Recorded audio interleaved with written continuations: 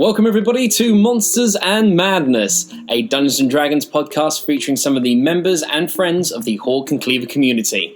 If you're enjoying the podcast, then please don't forget to head on over to hawkandcleaver.com, where you can find an amazing community of creators and content, including novels, short stories, comics, podcasts, and merchandise. So, without further ado, let's dive into this week's episode. Okay, so last adventure, you guys arrived in the quaint little town of Russellton, which was known for being a perfect place for young heroes to come and test their skills and start getting a reputation for themselves. However, when you arrived, you were surprised to find that the place was a ghost town. No heroes, no adventurers. There was a band of goblins and hobgoblins that seemed to kind of overrun and take control of the whole town, stopping all kind of couriers and people coming in and out with help wanted and job notices, and taking them all for themselves, leaving everybody else sitting around in the pub not knowing what to do with themselves. Some people were just working out in the fields, helping out to try and earn a couple of coins to then gather up supplies and move on to the next town, because the well had dried up, for lack of a better word. Some people wanted to try and get rid of the goblins and the hobgoblins, but didn't feel like they were strong enough or brave enough. And then you guys, with your big old bollocks, come in. I'm like, yeah, we can sort out this goblin problem. You decided to post a fake help wanted notice on the little notice board in the centre of town. Being very deceptive and being good, skilled writers, you guys put a perfect assassination required for 500 gold pieces, like a good slap-up dinner and 50 virgins or something as well, wasn't it? Come on, 10, don't escalate it. Was 500 gold pieces, 10 virgin brides, a slap-up dinner. A slap-up dinner. And exposure. Exposure. They pay you an exposure. Oh, not that kind. No, not that kind. Donning his fake alter ego for when he's doing dodgy dealings, Scamos became, was it Akthos? Akthos Woe. Akthos Woe. Stumbled and bumbled into the middle of town, gave your fake help wanted sign to the goblins, possibly fooling them completely, and then cockily walking back into the bar. You guys decided that the best thing to do was to demand that you spoke with the leader of these hobgoblins and goblins outside on the tradeway, outside of town, at dusk. As Akthos cockily walks back into the bar, and Uraprax, who's on the roof, slowly feather falls down the chimney and into the bar again to meet Oran and Finn. It is about midday, and you have the floor. You have the con. Oh wow! Excellent. Oh, so we're picking up exactly where we left off. Oh yeah. Oh, no time has passed. We haven't gone to sleep or anything. Now it's time for us to plan, assuming that these people, that we get the leader to come that we're hoping will arrive. If not, then just murder those guys, I guess. But if the leader does come, we're gonna need to be ready for a big old scrap. But I have a couple of ideas, but don't let me railroad you guys. Not that we have a history of that out on the road. What has anyone else got any thoughts? I know Finn, you were looking at that big pile of weapons over yonder, correct? Yeah. I think we need to have a bit of rummage around there, see if there's anything decent. Who's up for that? Or do we need to? Should Uraprax get back on the roof as a bit of a scout? Do we need someone checking for this guy? Certainly, now is the time for preparation, right? Because we're going to need to be ready in advance of dusk arriving. Can we just... Sorry to interrupt, Scamos or Akthos? I don't know who you are right now. Scamos at the moment.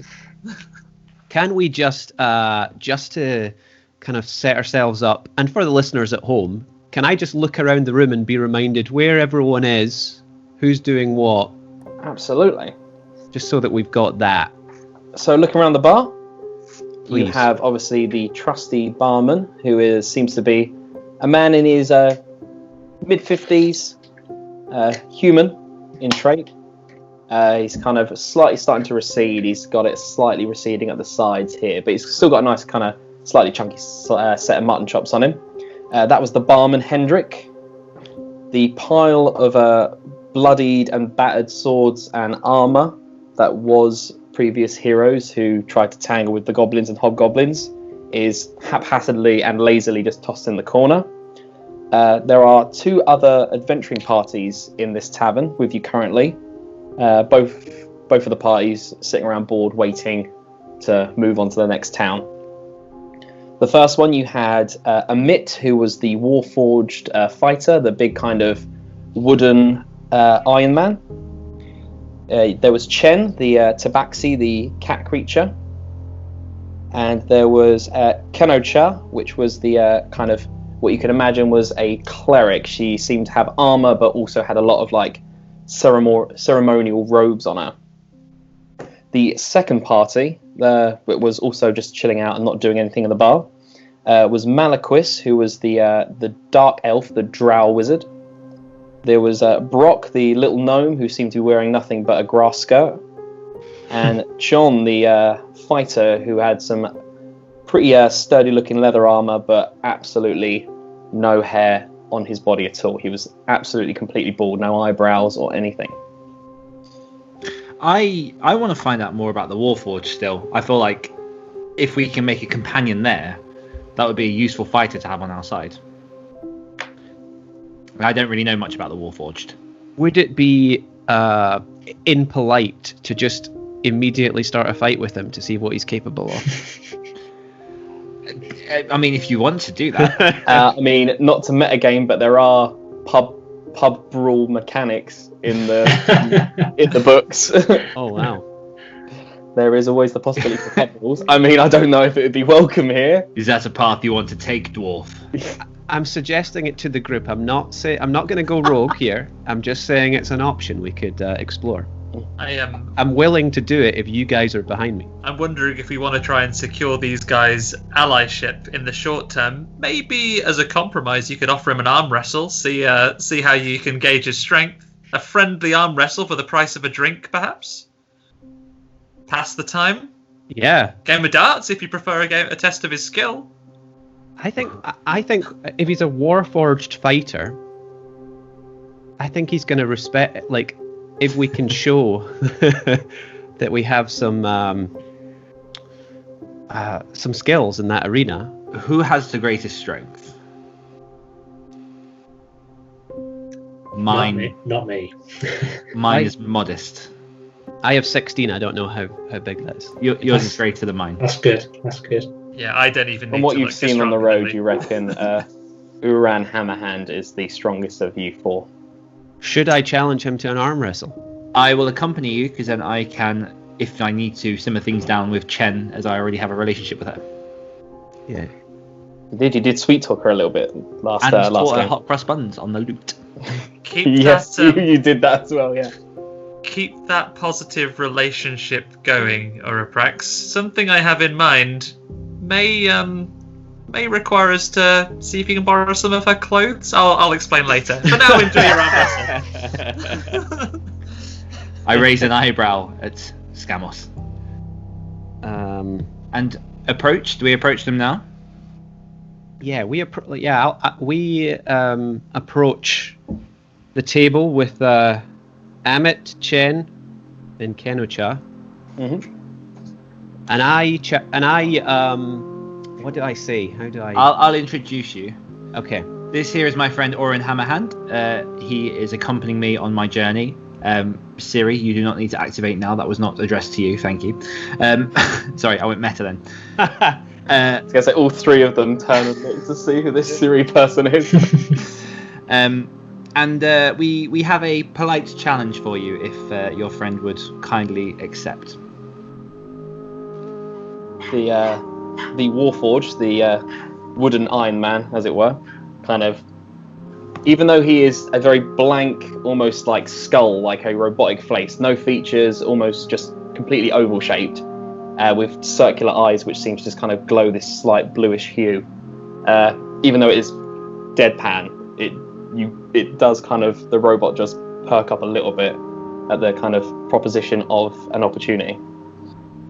Doesn't say anything yet, but it does straighten up a little bit, and it's kind of zipping its head, like looking at you guys. Ah, I see. We've caught your interest. Yeah. Oren, over to you, my friend. Well, I will approach the Warforged fighter and say, since we've got nothing better to do, and it looks like we're all here, how about you and I have a little wager, and I challenge you to a friendly arm wrestle, and the winner... Oh, what could the winner... I'm not sure that a Warforged fighter would be interested in a drink. So what could I suggest? Chicken dinner, it rhymes. And I haven't eaten yet. I don't know about you guys. Neither have I. Winner, winner, chicken dinner. Amit, what do you say? As soon as you say that, the Warforged bolts upright, and almost like a prize grabber is just systematically picking up all the drinks and moving them to one side. Very like precise and robotic. Moves all the drinks out of the way, sits back down again, just kind of, even though his legs are like facing directly into the table, his body, his torso, his upper half just robot swivels, so it's directly kind of facing you. I play footsie with the cat under the table. Oh yeah, she's playing footsie's back, mate. I say nothing to the table, but I feel suddenly that maybe I've bitten off more than I can chew. I sit down across from him and sit in the position. I put my elbow on the table, and sit ready, awaiting his the challenge. Grab a D20, buddy. We're gonna have an arm wrestle together. Okay, let's just write this up. We got Amit and Oran. Alrighty. So it's just going to be straight up strength. So roll and then add whatever your strength is. I will roll contested against you. Let's see what happens. Okay. So that is in my save. Oh no, this is not a saving throw. So my strength is 16 and I've got a +3. So whatever I roll, I add 3 to. That is right. You're +3. Okay.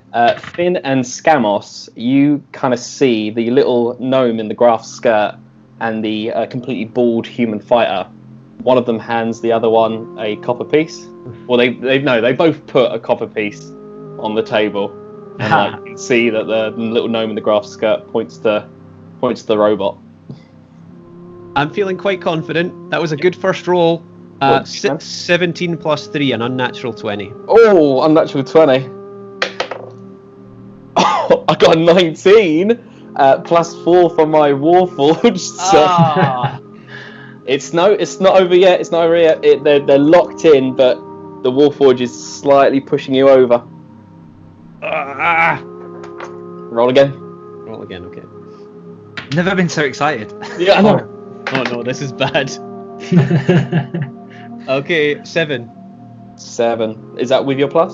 Yeah, unfortunately. Ooh. I got an unnatural 20 then. I got a 16. Oh. It is on the brink. This Warforged, very stone-faced, not doing anything else, like not even clenching or twisting or even trying to put any weight behind it. It is all mechanical. It's just just activating that oscillator or that piston, and it is just going down. Roll again. I'm straining. Sweat is running down my brow. What'd you get? 15. I only got an 8. It's going back up into the middle. Okay, roll again. Oh no. Another 7. 15 for me. It's going back down. It's going back down. This is amazing. The 3 on the other table, even the quite solemn and stoic drow wizard, they are all kind of leaning forward a little bit now. Roll again. Oh yeah, we're still going, bud. Come on. Oh. 14. 10. It's going back up into the middle. It's in the middle again.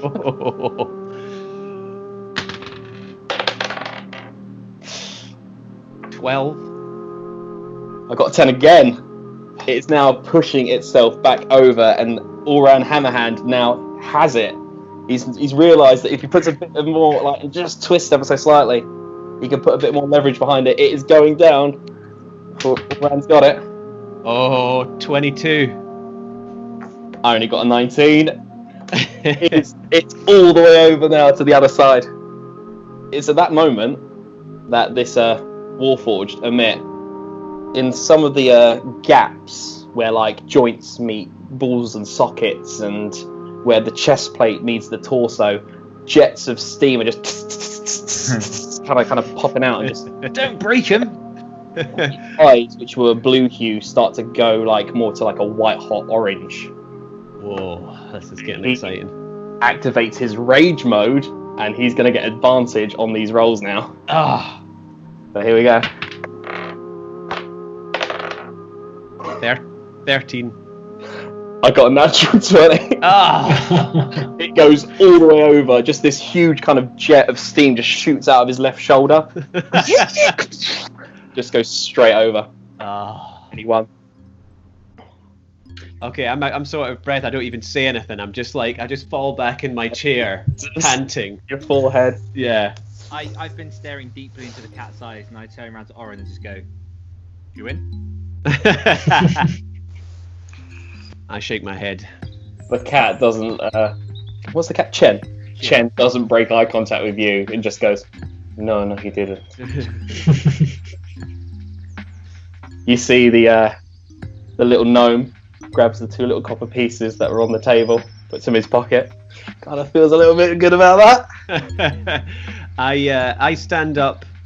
I pat him like on the shoulder, like good match, and walk back to my friends. Do we want to find anything more out from him?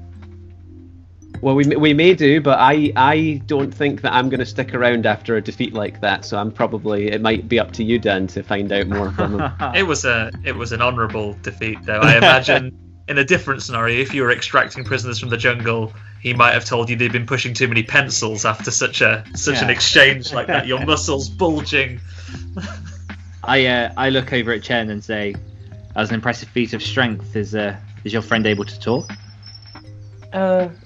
Yes, but very little. He's not much of one with words like you or I. What's his story? He says that he was made, created, does not remember his creator.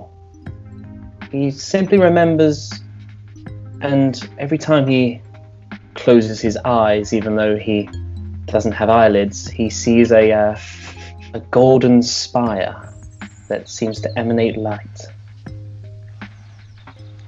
Does he know where this golden spire is?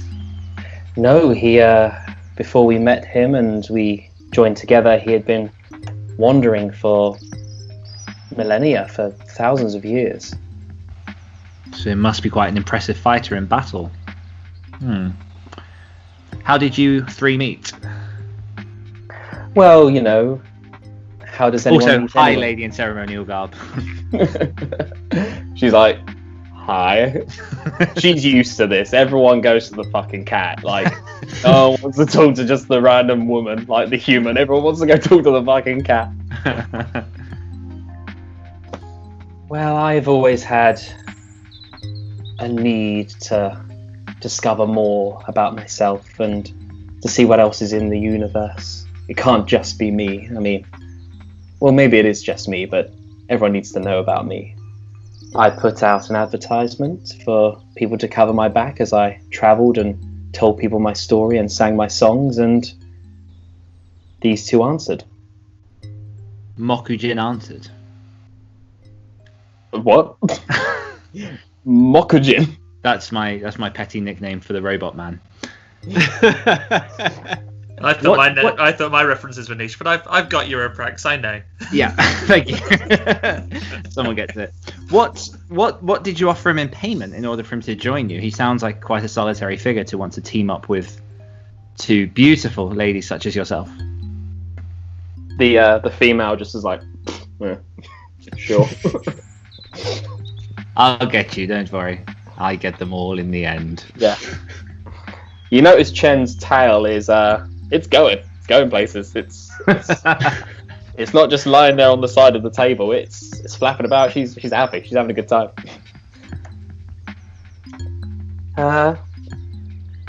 Didn't offer him much. Doesn't seem to drink or eat or sleep or breathe. I just persuaded him. He said he was wandering and trying to find stuff, and I'm trying to do the same. Do you want me to get you a top up of your drink? I can go speak to the barman and get you a top up. Yes. Excuse me, I'll be right back. I return to the others. Mm-hmm. She watches you walk away. She hates to see it. I'm trying to keep eye contact with her, saying, "Don't look back. Play it cool." Yeah. So it Uraprax is being suave, but in his head he's just like, "Ah!" kind of. I've never got this far. So, firstly, I check on Oren. I say, "Are you okay? How's your hand? That was quite a tremendous defeat."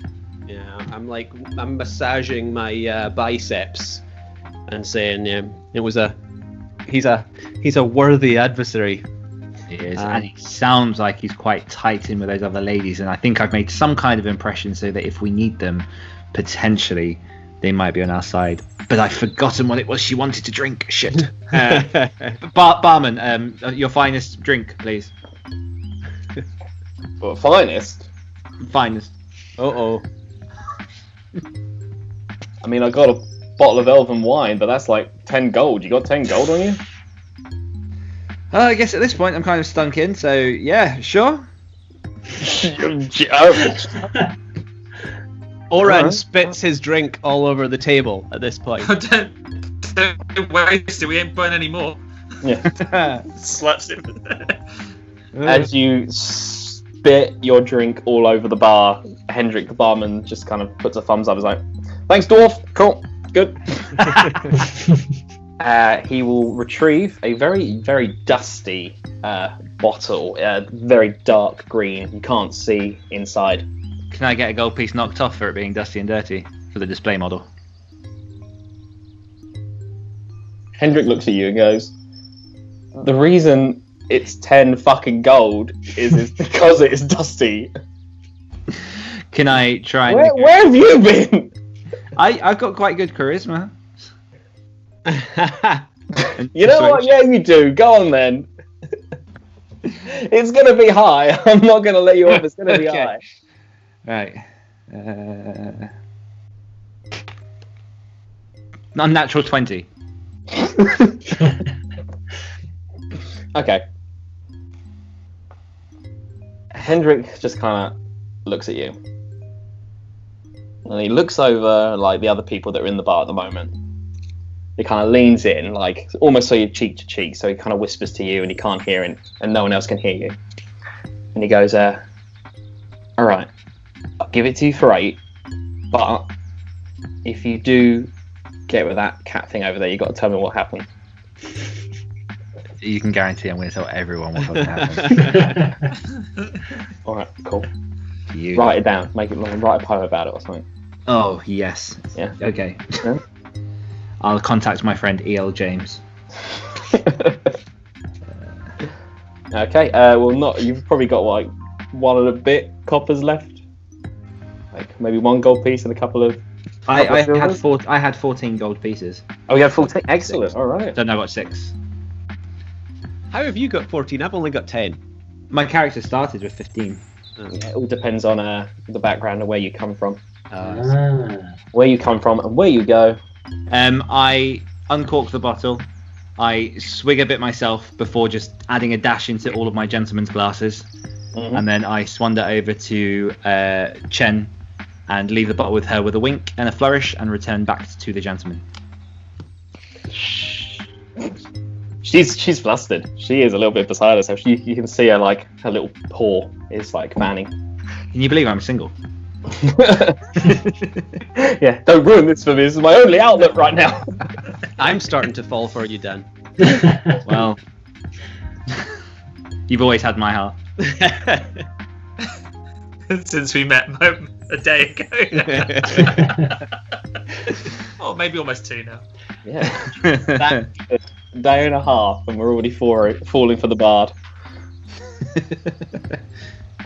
It's probably very, very rare, maybe besides Finn, that some of you have even sampled, let alone had a quarter of a bottle of a very vintage elven wine.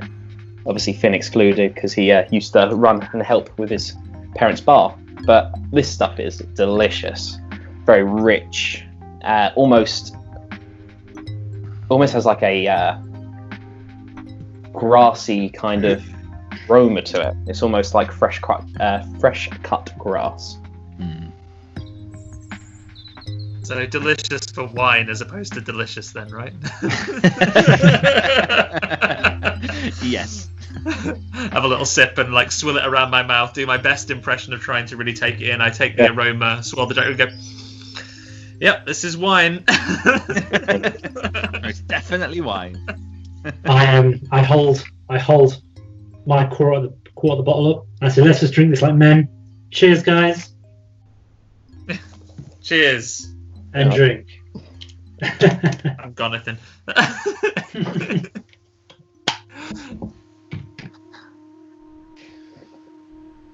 So, John, the human fighter, who you guys have chatted to a little bit, he kind of gets up, walks over to you guys. So you're really thinking about taking them on then, yeah?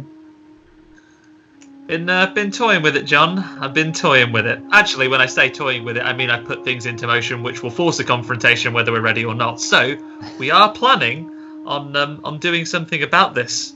Do you still stand on your word from, I guess, about 10 minutes ago at this point? I imagine you haven't had much chance to change your mind yet. That if we can create a situation where our victory is likely, that will stir you into action and you and your friends may come and join us in the hour of victory. Well, yeah. Like I said the other day, we've only just got the ones that were captured back. We only just managed to scrape enough coins together to pay for their ransom. So if there's a chance that it's not going to work, and then the goblins and hobgoblins are going to reset their authority and their dominance by kidnapping people again, I got to look out for the other people that are still in this village. If you've got the upper hand and we're going to win, and it's almost a guaranteed victory, then we would definitely lend aid. But we're not putting ourselves in risk again, nor the villagers. If you want to be madmen and get yourself killed out there, then go for it. A cynic may say that is a not the boldest of choices, John, but I can respect it. You're protecting other people, Safest not yourself. of choices. You know, when you Bold die, and John, safe are very conflicting things. You die, John. Your troubles are over. But never mind. Yes, I understand your position. But well, I mean, we're gonna go on. No. I like I say, John. I respect your position. Do you think, from what you've seen here today, you are willing to hear of our plan, which I hope, and I hope you will agree, places minimal risk on the people of noble Russellton, yet gives us the opportunity to cut the head off this viper which has wrapped itself around the innocent people of this town?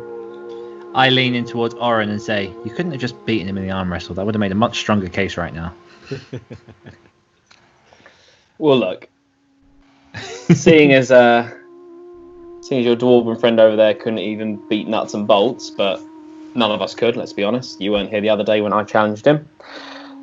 Don't want to talk about it, in case you're about to. Please enlighten us with your plan. Okay, I can just turn to the guys here. Apologies, I haven't had a chance to discuss this fully with my comrades yet. Guys, do you want to discuss it in private before we share with the rest of the group, or are you comfortable that we will share it with everyone now? By all means, take a vote. Share with everyone. Let's just get it out there. Do we trust everyone in this room? Ooh. You guys, if you wanted to, could roll insight, which is the main skill used to see if people are being deceptive or Is that generally everyone? lying to you. Yeah, if you guys obviously are trying to get a vibe and a feel for the room. I mean, I'm quite tipsy at this point, I think.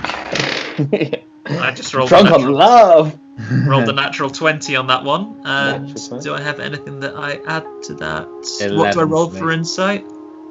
Your It's insight in- is based on wisdom if you're proficient. Should be just in the Nothing skills. additional, so just 20 then. And natural Just 20. 20. Just 20. Nothing major, guys. 11 for me. 11. 23. 23, yes. Whoa. Excellent. Oran, Hammerhand? 4. 4. I'm clueless. That's right. Get the bad ones out of the way. All around you seem pretty confident. I mean, once you've arm wrestled with someone, they're like a brother, so you feel like everyone here is trustworthy. Same goes with everybody else, yeah. No one seemed to give you any reason to feel like they're being deceptive to you. Everything that John and the other guys have said about if it looks like you guys have got the upper hand, they will rally together and help you any way they can. But when he says that, people have already died because of this and people trying to fight the goblins, if it means barricading themselves and protecting residents, they're going to leave you in there to die in the sand. Everything they've said about that is true. You don't feel like they're going to be like, have a pinnacle bit in the film where the guy's conflicted and he goes and helps out regardless of his previous statements. It's not going to be like a crucial part and plot twist in the film. If it means that people are going to get started and captured again, he's going to protect them and he's going to leave you guys. I say we tell everyone. Huzzah! Huzzah, yeah. Right then, Oroprax, you have a fine wine glass. Do you want to just ding that with one of these forks and have everyone gather around? Include Hendrix in this. We're going to need him. Huzzah! Clink. I don't know what is happening with your background and the way you held that glass, but... Do I roll to clink? No, you'll be fine. So Jesus, what is going on? we gather everyone around and ask for everyone's attention. I'm imagining they may have seen some of the goings on, but let's just we'll give them a brief of what we've done. So, guys, I understand we've come in there, and I know we've spoken to all of you, and we've come in this short time to respect you as adventurers, and we know that you're all in a tight situation, and I know that others have come before us and have not been successful. But we're hoping to try things a little differently. John shared with us that you guys have already tried fighting the goblins, that you guys have tried following the goblins, and to no avail, because there is some sinister leader that is directing their actions and making them more organised and more malicious than they would normally be.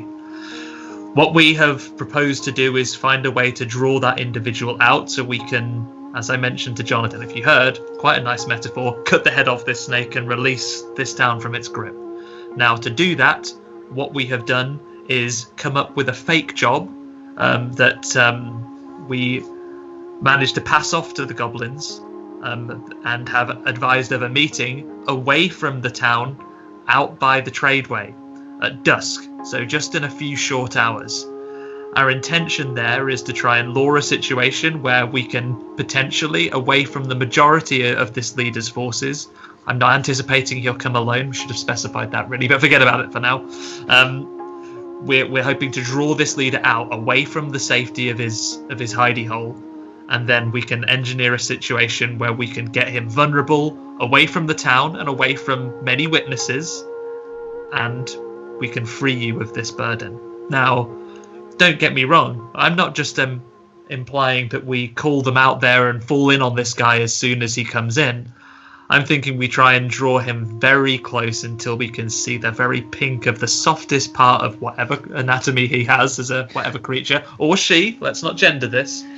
And then we will kill them, whispering the name of, I just recall to my memory here, the brave noble hero by the name of Brenton, who first stood up and was counted. I made a promise to Hendrix.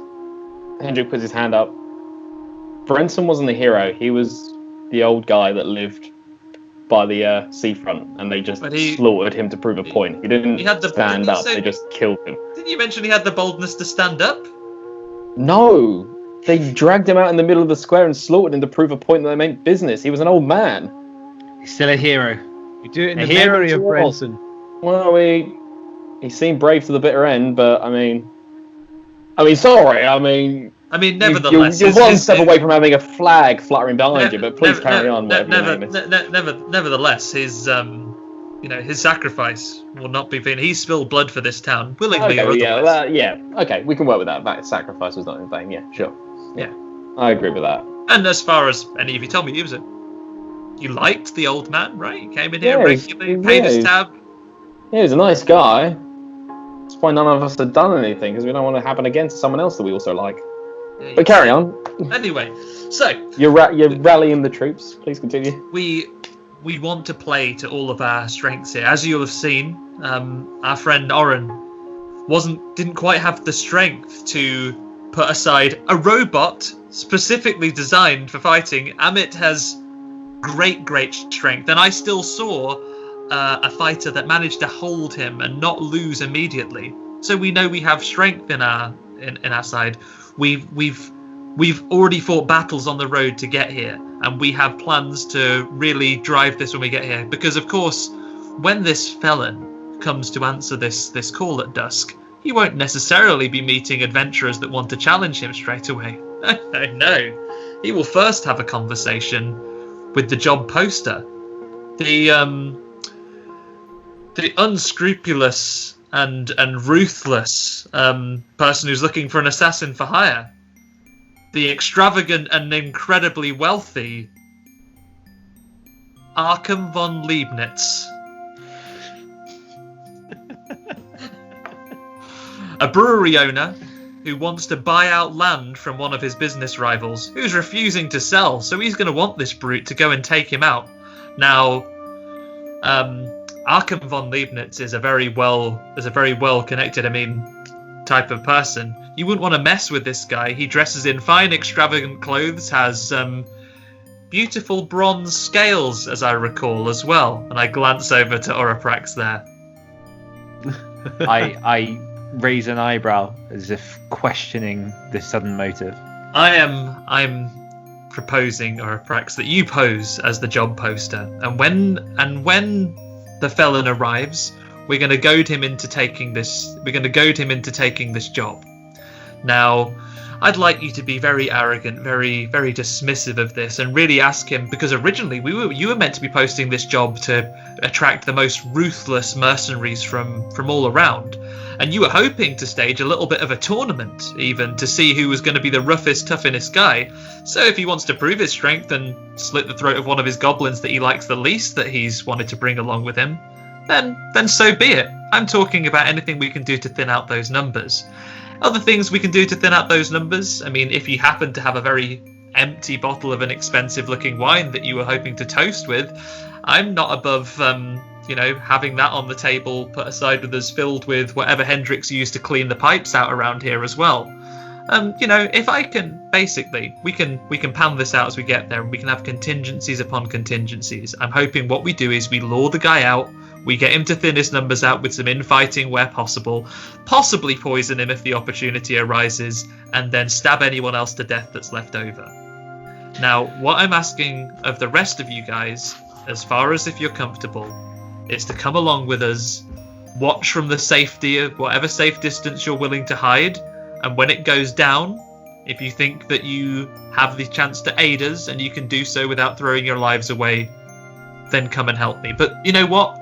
This is a benefit. We all benefit from getting rid of these felons that are plaguing this town. If anyone else has anything else you'd like to suggest to add into this plan, now is the time. Because for me, and I appreciate we've sat here for all of 30, 40 minutes and we're sick of it already. You guys have been sitting here for days. Surely you don't want to sit here and eke out a living until you can move along.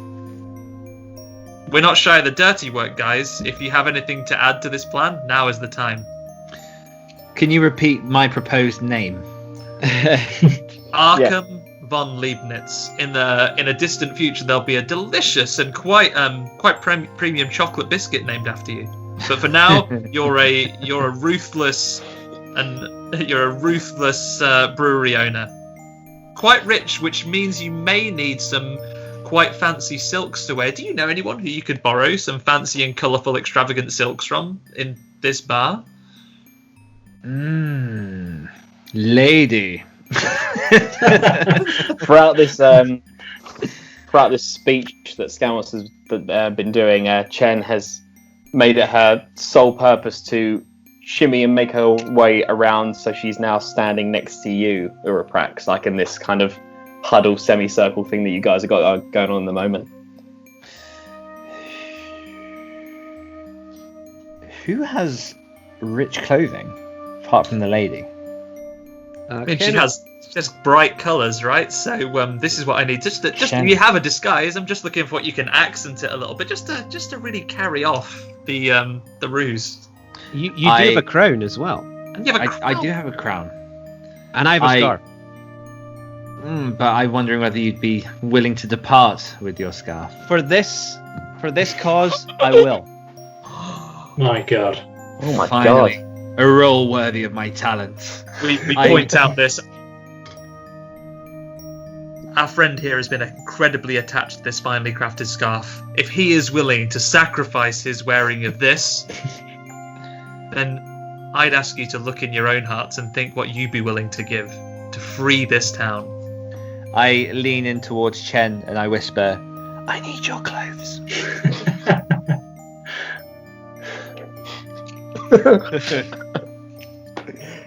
She whispers back. Out of time. Oh. I turn to Hendrix and say, a room, make it quick. What? Okay. He kind of looks at you like, yeah, is it going? Is it happening? Yeah. Yeah, is this it? Kind of thing. I disappear with Chen without a word. Oh, blimey. We won't roll for that. The camera shall pan up to the curtains as they blow in the window. How thick are the walls in this tavern? This is a nice sturdy tavern with like nice chunky like wooden beams that kind of cut across the roof and they're very rustic. Yeah, it should be fine. I reappear into the room 17 minutes later. 7 minutes later, flustered and garbed in her robes. And I say, what next, guys? Over to you. And we've all been standing perfectly still for 7 minutes, not talking. Just hearing the ever so subtle creaks from coming up. As you should. I just stand there in complete shock and nudge Oran, just like elbow tap him. I'm like, what is going on? What is going on with this plan? This just got weird. We can discuss maybe the points of the roll, Araprax, as we get ready to prepare. But also, let's see what else we can gather from the others. So, I guess let's go around the room. Hendrik, I take it, bearing in mind Araprax bought this bottle of wine. We can keep the empty. Could we trouble you to free your town for some of your most caustic cleaning solutions? Unless you just have any poison. You get anything for rats? I don't have any poison, and I don't think any of the shops in town would. And if they did, they'd probably sell you at an extortionate price because no one's selling at the moment. Yeah, I can fill it with crap and rubbish gear and stuff. Yeah, like literally the most caustic things you have, if you don't mind. Yep. Yeah, he will do that. Wonderful. So I may be able to make some deadly alcohol. I once accidentally made some deadly alcohol, and that was without even trying.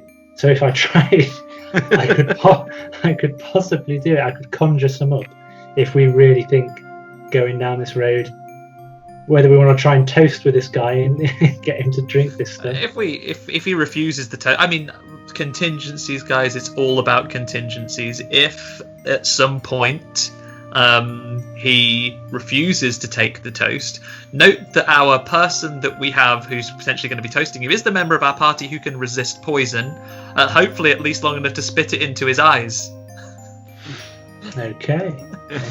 So if he's not being poisoned, the guy's being blinded before we slit his throat. Huzzah!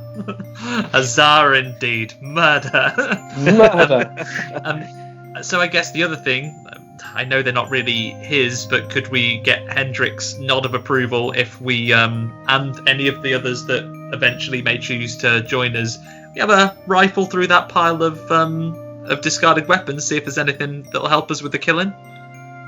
I mean, sure. I mean, unless the town gets back to normal and these goblins are out of here, I was going to clean them up and sell them back to new adventurers that would come into town, but that's not happening at the moment. So, sure, you can take that. Wonderful. Is anyone looking for anything particular in there, or are we just seeing what we can find? I think Arkham probably requires quite a discreet blade that he can hide somewhere upon his person. I'm wondering if when we have the meeting, I'm imagining it's going to be. We haven't actually seen the location where we're going to have the meeting, but I imagine it's going to be out in the open.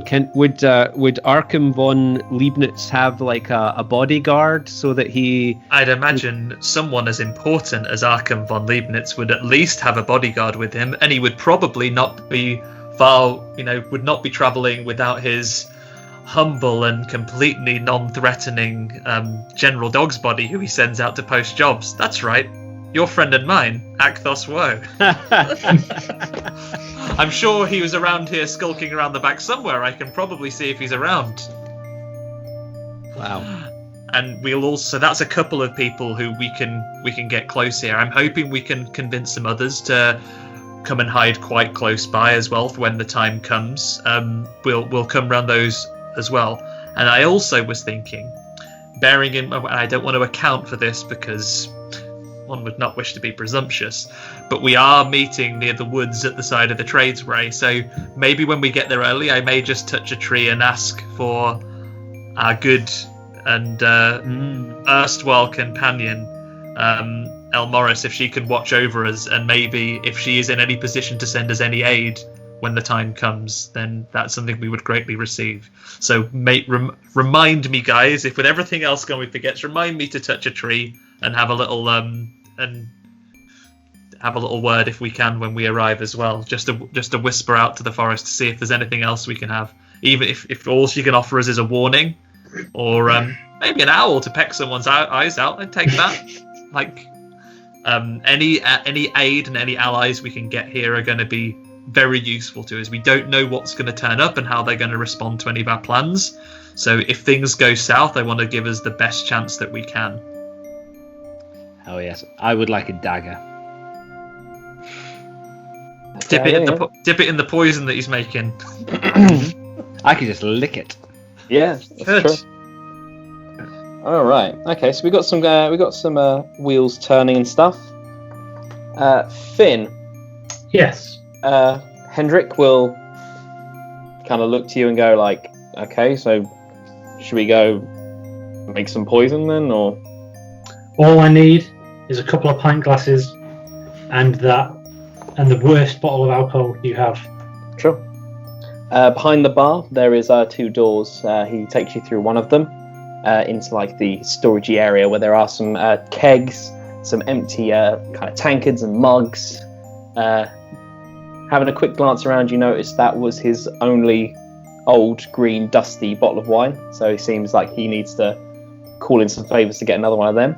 But yeah, he kind of shows you, and there's some empty bottles, there's an empty jug, a couple of tankards, kind of quite a crude, slightly battered, because it's probably his only one that he's had for his entire life, a like metal funnel. But yeah, you start to make a poisonous potion kind of thing. Roll Arcana for me.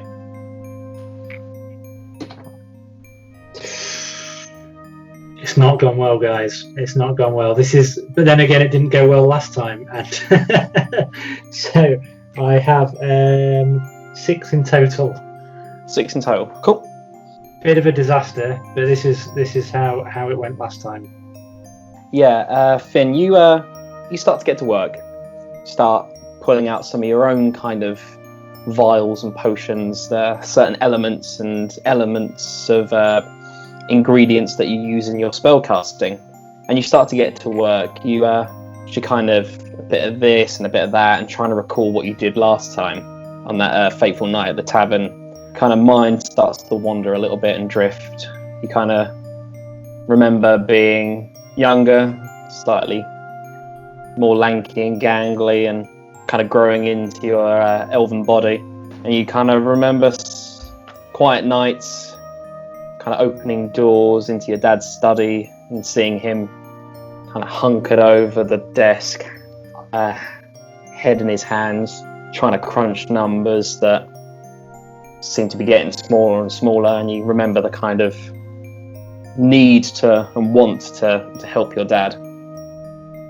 You remember the first time you tried to make the beer go further by increasing its volume with your magical properties. You remember reading spells in the libraries of enlarging things, and it only made sense. Like there's a spell to make things bigger. Like you've read of it and you've heard of it. So if you can make a creature bigger, surely the last keg, we could just make that bigger. More beer, you help Dad. And before you get to that point, we start to recall the actual night, and you're like, nope, I can't go there. That's still a bit rough. You're done, and you've just cooked it. Nice. Okay, so I take that back through to the guys. I sort of wave it, be like, hey! Nobody under any circumstances drink this drink. I'm going to put it here. Now, I know we're in a pub. I know there's drinks everywhere. But this one particular one, yeah, I cannot stress it enough. Okay. Whilst I put that down, I think I grab whoever's interested to go over to the big pile of weapons and armor and shield to have a bit of a rummage. I go too. See if collectively we can sort of have a glance, see if we can notice any standouts, perhaps. Okay, anyone who wants to go over and have a little rummage through the used weapons and armor, you're just going to roll a investigation for me. I would like to practice our role playing as Arkham von Leibniz and instruct my servant to please rummage for me. Absolutely, yeah, go for it, man. You're gonna practice the voice while you're here. Akthos, you must go forth and rummage, as I have hands that are dainty, and your hands are calloused like the feet of great trolls. Oh, absolutely. I've immediately dropped into character. Well, I'll certainly do my best there. Enough dithering. Rummage. Oh, gee, oh boy. Your boy. I've just rolled a 13, so let me tell you what I have as a addition on that. Is that on intelligence, or do I look? Is it elsewhere? It is I believe it is an intelligence or maybe a intelligence-based skill. Okay, so I rolled a 13 and I have a +3, so 16. Alrighty. Yeah, you do find some bits and bobs. I mean, it is... A lot of it's battered and bloody. I mean, dried, crusty blood from a couple of weeks or months ago, you're not sure. There is a handful of stuff. There is a couple of daggers. There is some armors and whatnot. You could imagine putting them on. They're probably not going to be fitted to you. They might be a little bit hindering. But in terms of a couple of weapons and stuff, yeah, there is let's say, there are, in the pile, there are 2 daggers. There is quite a battered, you're not sure if it's any good, but, I mean, better than a finger in the eye. There is a crossbow with, as you continue to rummage, about 6 crossbow bolts. There is a couple of short swords. Seems to be just like a wooden club, almost like a big chunky like baseball bat. It seems to be just carved from a solid chunk of wood, like a nice big chunky, almost like yeah, obviously it's wood. I know, man. No, I was laughing at Cole when he literally disappeared into the pub. It did look like he went to the yeah, you're right. It would have been so perfect if there had been a crowd in the bar and you just disappeared into Off them. he goes. Yeah. Genius. If you listen to the podcast, you're going to need to watch the YouTube video to appreciate it. I was off to get another drink. And if you're watching the YouTube video, then go watch the podcast as well, because fuck it. Yeah, there is a short sword in it as well in there.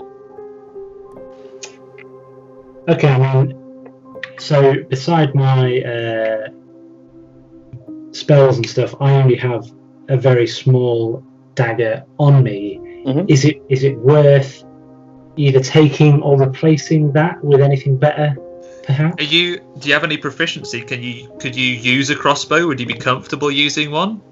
Yeah, Let's definitely. double check. Because I'm thinking, if anything, not just from our adventures on the road, but I know that you are quite safe in the bushes. A lot of your abilities are from range. So bearing in mind they're going to be expecting Arkham, and then we're going to have Mr. Hammerhand as his bodyguard and I'm as his assistant. So I'm thinking we want Uraprax to lick a couple of these daggers. He can keep one on him. I will take another one in case we get the opportunity to stick someone all nice and close. Yeah, Then good maybe idea. you want to carry the crossbow, and then if you can use it, then if you're able to use the crossbow, then that gives you something else that you can attack with from range if it happens. Mhm. And then Yes, Finn, as a sorcerer, you do know how to use that crossbow. Nice. And So, then- can I carry that alongside my other stuff then? Yeah. There is it's quite a nifty kind of loop on the handle of the crossbow, which would tuck quite nicely into your belt, and you can just kind of makeshift just tie it to your belt. Cool. So I'll grab that and I'll take the arrows with that as well then. And then, Oren, was there anything that you saw that would usurp the role of your warhammer that you carry with you already? I don't think there was. I think my warhammer and my two hand axes are probably as good as I'm going to get. From So maybe what's available. the other items that we've scrounged up from the pile, then we offer up to anyone else that may want to join us as, hey, we found this as the pick of the bunch. If there's anything here that you would like to equip yourselves with that is better than anything you already have, then come along with us. Is now the time, guys, to see who we can persuade amongst them to come out to the site and see who we can get up close. I'm thinking in particular of all of them, Amit seems engaged in combat, and also bearing in mind he doesn't need to necessarily move or breathe, could probably hide in fairly close proximity quite undetected. He could disguise himself as a table pretty much. Yes, that's a great idea. Only springing to life when someone needs to be strangled. He could be my platform when I arrive at the tradeway. Or like an intimidating bodyguard figure if he's not hidden. Just, you two standing either side, arms crossed, the two strongest amongst us. Shall we engage the other people in the pub one by one and see if we can get to come to the meeting site? Yes. You are more than welcome to try, yeah. Yep. Surely, Chen. I mean, come on. Uraprax is... We don't even have to ask. Surely she's just going to follow there, him right? no matter where he goes. Where is she right now? Follow behind you. Yeah, for lack of a better word, everyone... curled up, purring at your feet. Yeah. But I'm currently Arkham von Leibniz. Does she know it's me? Yeah, she was Oh, there when cool. you changed. Close. Yeah, okay. I very much picture this like this is currently like the war room, or like the God, what is it, like ground control of like the Apollo 13. Like people are doing stuff, like no one's sitting or they're kind of leaning against tables or planning stuff or chatting amongst themselves. Like it's very much like a war room in here at the moment. There's no one just sitting there tending to their drinks. Everyone is up and doing stuff or chatting to each other. Great. Wild. So shall we go round and see if we can engage each of them to get them to come to this meeting and be ready to dive in? He urged us into the pub first, and we've had the most to talk to him. Maybe we'll start with John. Sure. Sorry, I've realised I'm going to get you changing voices every 2 minutes. So It's all part and part of the gig, man. So, first we turn to John. So, John, we've heard your position. You've heard our plan. Will you come to us? Will you come with us to the meeting site? Watch from whichever distance you're comfortable with, and be ready to strike if the time comes. Disguise yourself if you feel more comfortable. Scamos, right? Correct. At the moment, I know it's confusing. Axos! You've got a very good way with words, don't get me wrong. But you're not listening, man. How about a counter proposal? You go and do your plan. I'm going to stay here in town with Malachus and with Brock. Because if you don't come back, they're going to come waltzing straight in, straight by the well, back to their notice board. They're going to feel triumphant because they've just got the upper hand on you four. And God knows what they're going to do. So how about I keep the home fires burning? I'm going to stay put here in the tavern with my men. And if you guys don't come back, then I'll do everything I can to protect the villagers. I'm going to whisper to Scamos. Maybe if we convince Hendrik to close the bar, they're going to have no place else to go. We've already bought his best wine. Uraprax has given him like 8 gold. He could be convinced maybe to close the bar. Then where is everyone going to go then? They have to come with us. Or we burn down the bar. All right. Pull back. Yeah. Whoa. Okay. We're getting a little bit. Speaking as a bard who tends to have a way with people and words and the irony of what just happened there. People and words and encouraging people to do things that maybe they're not potentially wanting to. I'm going to put a counter proposal. I love the idea. We'll put a counter proposal that if you decide to try and make them shut down the bar, they may not necessarily be your friend if they work out why Hendrik has closed the bar. Yeah. Good point. Do you think, Uraprax, you could use some of your bardic inspirational powers? I'm whispering this, by the way, just as an aside. So John doesn't hear. Like, have you got any sort of magic song that'll make this guy grow a fucking spine? Come on. I have a relatively high charisma. I pull John to the side and I say, John, if we don't come back, you know that part of that is going to be because you guys didn't help. Either we all do this together or none of us do this at all. And if we can't buy your support in some way or another, die on your feet or live on your knees, John. A voice comes from the other side. Look, John, my friend's going to burn this bar down if you don't come with us. Guys, please. I am doing my bit, staying here and making sure that everyone else who lives in this town is safe. If you don't come back, that is me doing my bit. Let me ask you a question. Why are you so anchored to staying? You weren't there, okay? I don't want to be like that guy and you weren't there. I came to this town just like you, seeking fame and fortune. The first thing I see, I didn't get to practice by fighting wild animals in the forest. I don't know what hell's going on with you guys, but I haven't befriended the trees themselves, as that Scamos guy says. I came here with a sword that had never tasted blood. The first thing I see is an old man slaughtered by a bunch of goblins.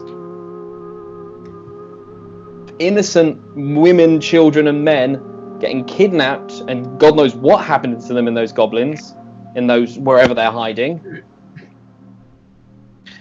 I'll make you a bargain. You stay, your friends come with us. Look, I know you've got Chen wrapped around your little finger and stuff over there, but Malachus and Brock were a bit closer than that. The gnome nods, and the drow, still a little bit embarrassed about making John completely bald, nods and goes, yes, I'm going to have to agree with John here. We would be better if we stayed here in case things went south. Obviously I knew that bloodshed came with the job, and obviously I wanted to carve my name into the pages of history, but that poor man. No, we need to protect the people here in case things go south. Fine, then we will leave you. Just know that when I write tales of our victory, your names will be written off from the script. I think we need to focus on the other table, which isn't even a table anymore. We've got Shen, God knows where. Amit, God knows where. Chen, baby, you in? Let's have a word with your missus. Get her in the robot. Mrs. Whoa, slow down. As we walk away to this other thing, maybe we'll have one little side with John said, like, okay, John, you're a determined man, I'll give you that, and you stick to your guns if nothing else. So if your role here and your friends is to lock this place down, then you lock it down damn tight, because we are not going to give up this fight unless we perish out on that road. Because you talk about our heroics and the deeds that we talked about doing on the way here already, as if they happened accidentally. They happened because we stood up and made them happen. Now, whether it's a defense or whether it's an assault thing, you made your choice, and I'm not going to try and change your mind again. But if they come back here having defeated us, then you take anything that we've done to injure them and you make sure they suffer for it. You lock this place down tight. You set the roof to collapse if you need to. If they come in here to try and get those people, and you, as much as you can, warn the rest of those people as well, everyone is to be locked down tight. And you be ready. That's why I'm staying here. If it all goes south and you guys are dead on the tradeway floor, bleeding out, in your final breaths, take solace in the fact that once they do get back to town, we're there to help and barricade and prevent any more bloodshed. That's the whole point. I'm with you guys, but I'm not on the fucking front line. Okay, I'm but the last defense. Don't make me out to be the one that's not helping out. No, don't get too defensive, John. Whoa. I think someone's And he kind of protesting a little bit too much. Kind of puts his head like as if he's gonna tussle hair, but he's not there, and he's like, yeah, fine. It not makes hair grow, John. Adventure. Well, it does put hair on your chest. Not that I'd know. And he looks over at Malachus. We cross to the other table. I lean a hand against the table and look to the others and say, are you as chicken shit as them, or are you in with us for the fight? And I wink at Chen. Chen cheekily kind of smiles and winks back at you, but then the kind of cheerful little smile and the flirtiness kind of fades as she turns and looks at Kenocha. And so does Amit. Amit doesn't say anything. He turns and looks to Kenocha's answer. To what are you reserving yourselves? And Kenocha kind of stands up. Or she was kind of lazily sitting and leaning against the table. She stands up straight and goes, they seek fortune and fame, but they over-exaggerate. They are my hires, and they are protecting me on my crusade. And tell us, Kenocha, what is your crusade? My crusade is to help the people. And what if people? You guys fall, the remaining ones here. Why? Because that is what my deity demands of me, to protect the innocent. Now, if you want to go start a war, then people are going to need healing when you get back.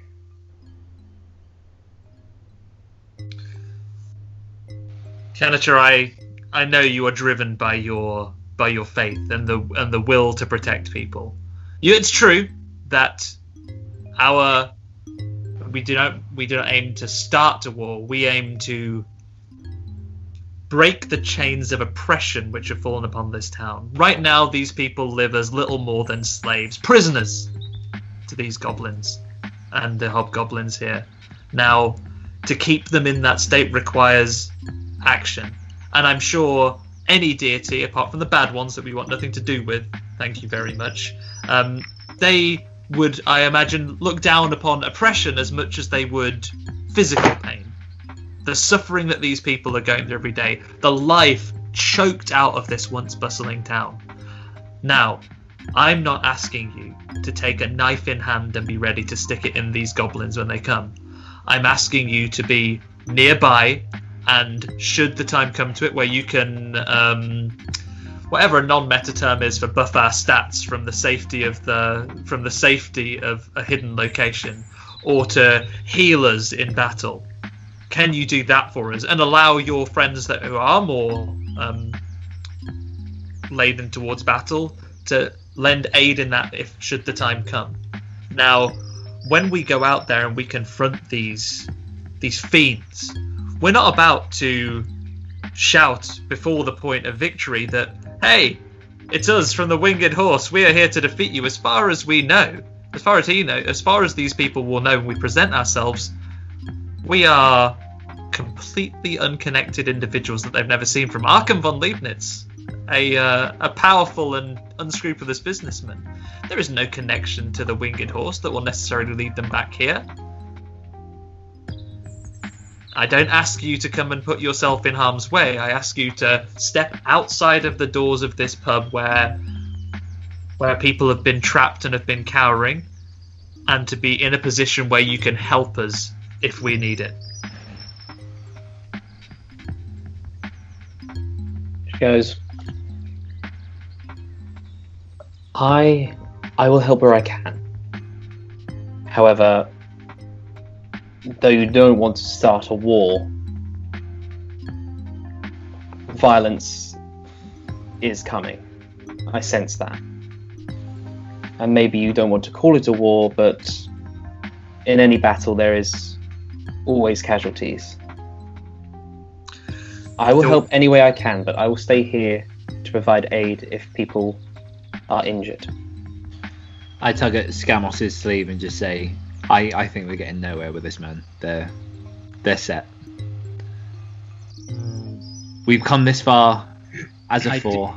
I do have a tinderbox in my bag.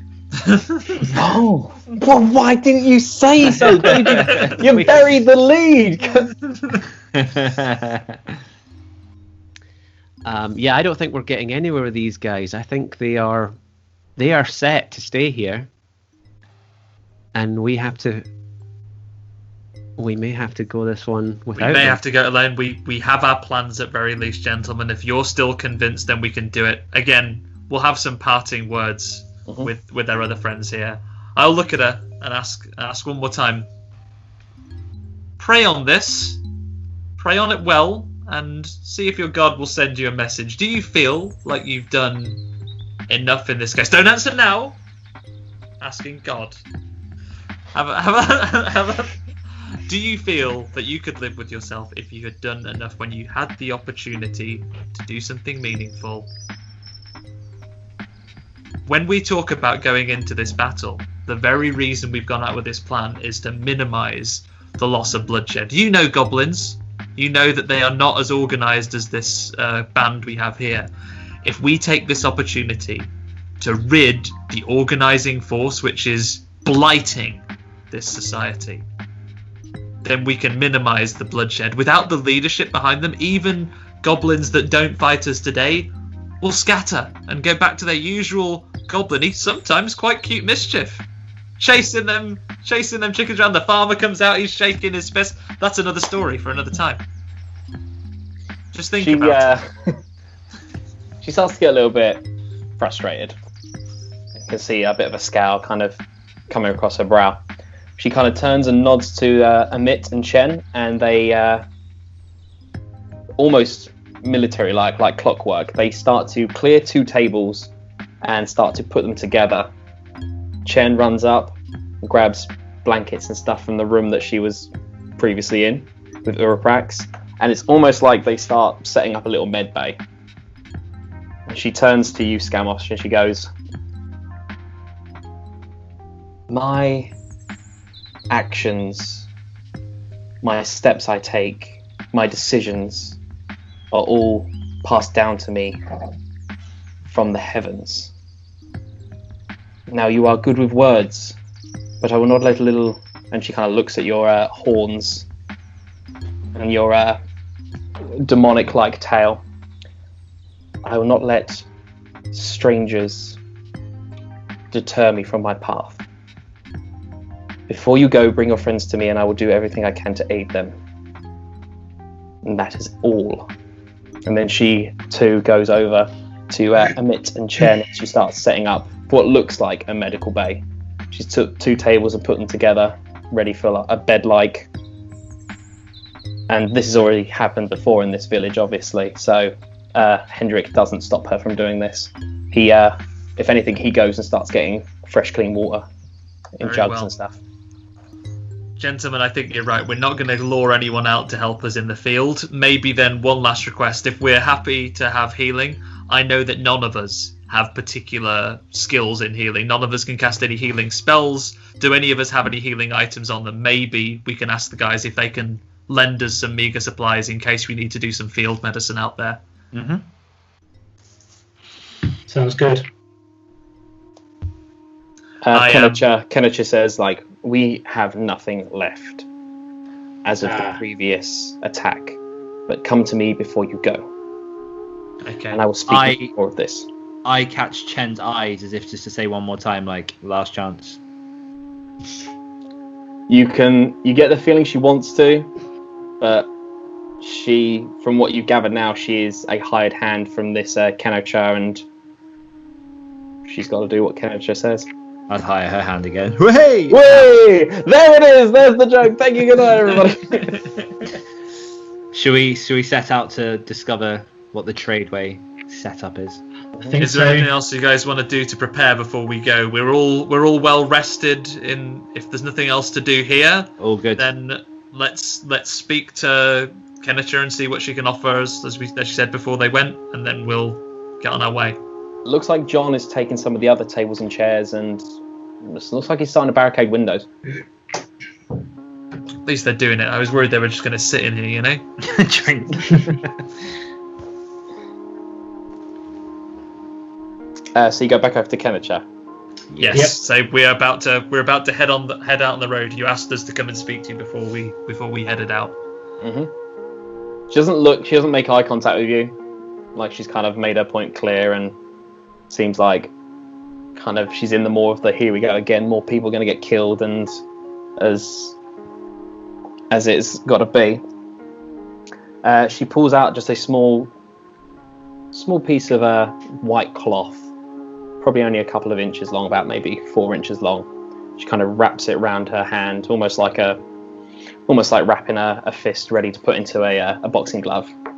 Kind of mutters some stuff to herself very silently. And even though there's no visual difference, you do feel a kind of warmth start to emanate from her, as if she's giving off kind of a radiance. And one by one, she just kind of literally just puts this cloth, this fist wrapped in cloth, and just taps each of you in the chest. And you kind of feel this kind of aura wash over you ever so slightly. Everybody gets an additional 5 hit points, so your max is Nice. up by 5. That doesn't bode well.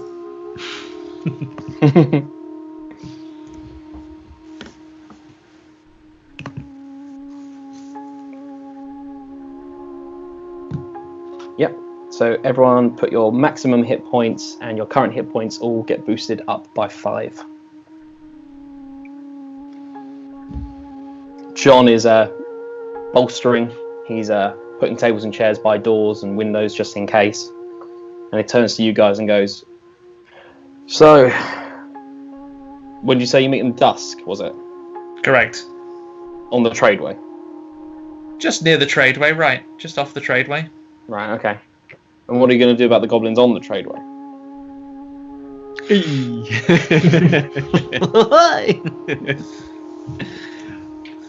We test our story and our disguises on them, I guess. Can I just say, John, Yeah. we've been talking about this plan for the better part of an hour now, and at any point, you could have said something. Actually, He goes over to Scamos and is like, "I couldn't get a fucking word in edgeways." I'm just saying there were plenty of chances to warn us. several times. How Like how I we said when supposed you to? guys first got here, they had goblins patrolling a good couple of miles of the tradeway leading out of town because they don't let anyone get near the couriers. How are we supposed to alleviate your goblin problem if you're not going to be on our side? I'm Now, not. all very well, you're going to stay in this tavern, but at the end of the day, if you're not going to help us, you're against us. Good day, sir! And I turn and walk out of the tavern. All right. Right.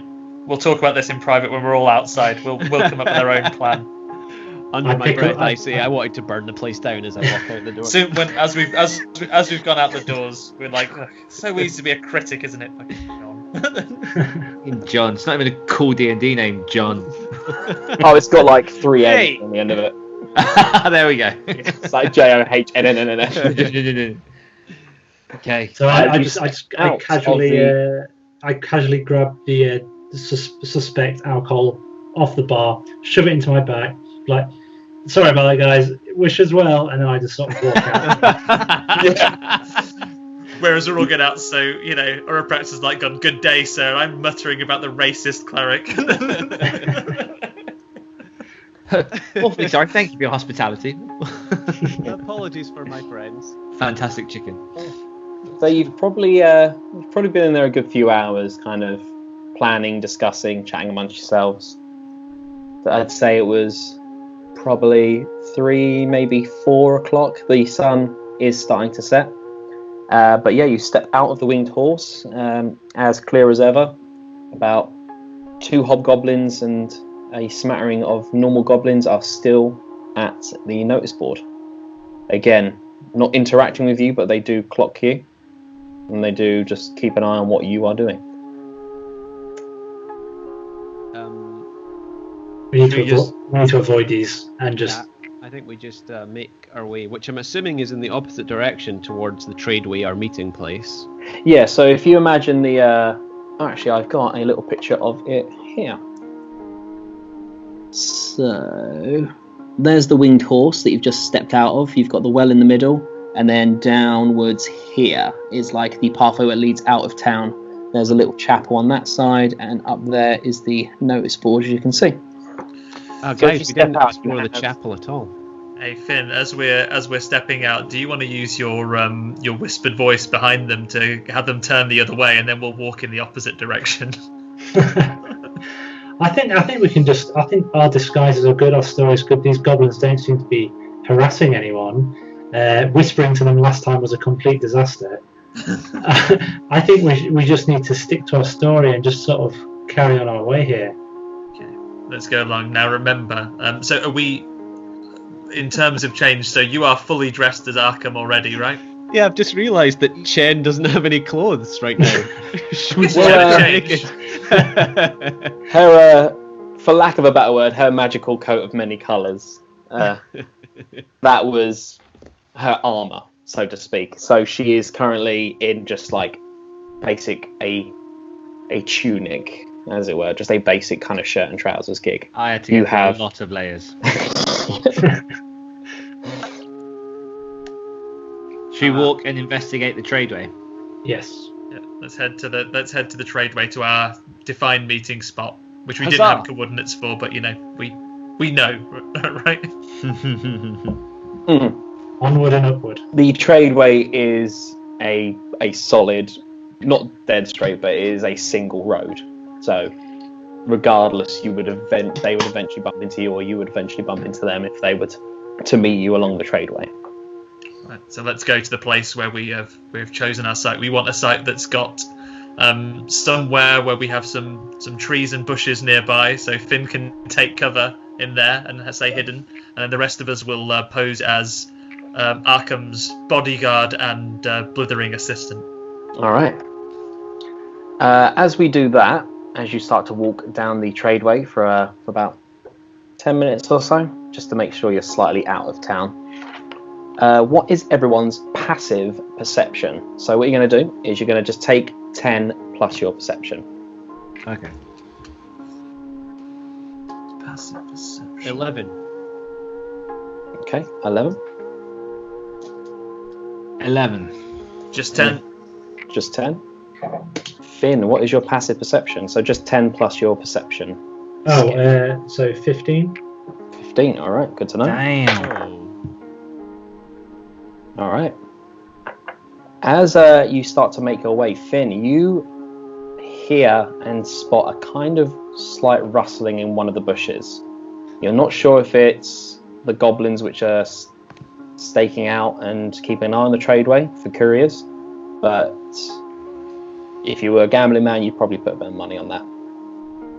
Just ever so slightly, as it is basically a dirt track, wide enough for two carts to kind of pass each other without issue, and then obviously a bit of grass, and it goes into rough shrubberies and tree line. The odd smattering of a rock, a bit of a tipped over tree, you know, classic foresty pathway stuff. Okay, so I very quickly sort of just do the whole army, hand up to everyone, fist up to everyone. We will stop. I sort of point towards what I saw, and I sort of look to everyone like, what do we want to do here, guys? Is this a rustling in bushes that line the road quite far ahead? How far up ahead is it? Who's got their So crossbow? you could imagine, as you're walking along, you kind of, to the slight right, maybe 30, 20 foot ahead of you, a bush does, not like gently blowing the wind, it does jut a little bit. But only Finn sees this. So Finn has just like waved to us to stop, right? And Pointed it out to you. Right. So How do we want to proceed? I'm gonna quickly whisper to everyone. Now remember, if this is someone watching the tradeway, stay in character. So you are an arrogant person. We have business here who is going to meet the leader potentially. If these are goblins watching the tradeway, so guys, stay in character. We have bodyguard. We have, let's say, traveling chef. The guy's rich. So I backslap. I use my hand to backslap Akthos and just say, "Shut up, servant!" whispering in my ear. "How dare you speak before spoken?" Yeah, and I look down and like give you a little thumbs up. Very good. Okay. So as our leader, Hold on. Uraprax, roll a little deception or performance for me.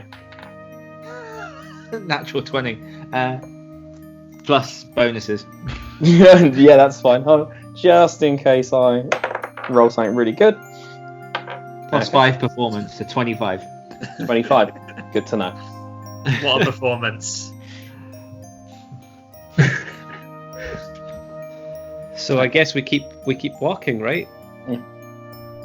Unless you want to address the bushes that he's pointed out with your disdain. Can we continue our way without sort of coming across this suspicious activity?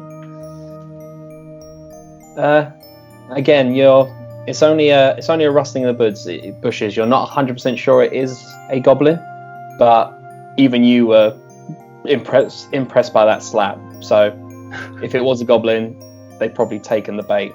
You imagine. Okay. Let's carry on.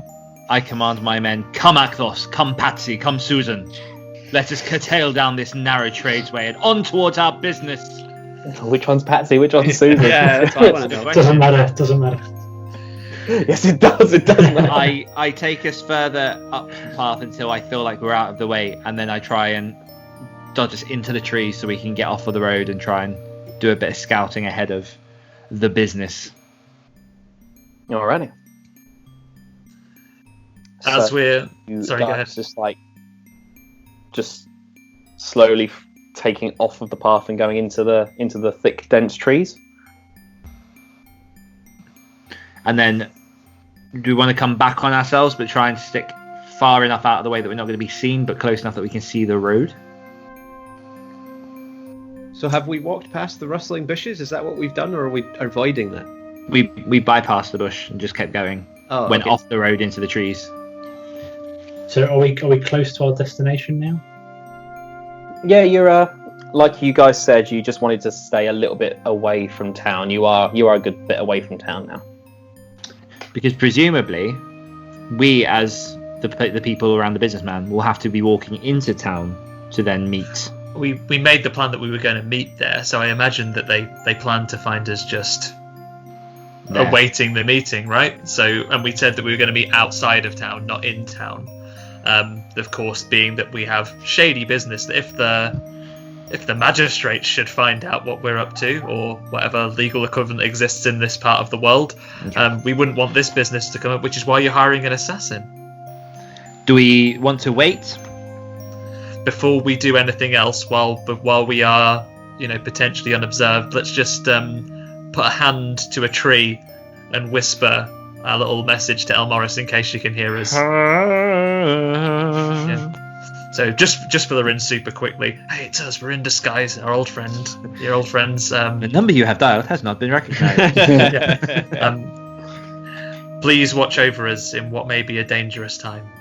We're here to try and free a town, much as we helped you. We do not deign to ask for or demand any aid, but if you see any way that you can help us and it was within your power and with your willing, then we would gratefully accept any help you can offer. Very respectful when I'm talking to the forest lady, not like poor old John. Soz John. Feel a bit inside. I feel a little bit bad. I feel like I've judged him because he has no hair. What would be the tree equivalent of a dial tone, do you think? It's like It would be a bark. Way! Brilliant. 2 for 2 on the old jokes. We're on fire today, guys. You don't know if that's gone through. You don't know if it's been heard, but you've done it, and you feel a little bit confident and a bit braver because of it. See, that's the most important thing. Plus 10 on all stats. Oh yeah.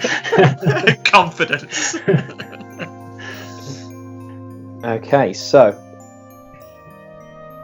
hunkering down and keeping watch of the tradeway in the bushes. Maybe an hour or so has now passed, and the sun is starting to set. It's starting to get to dusk.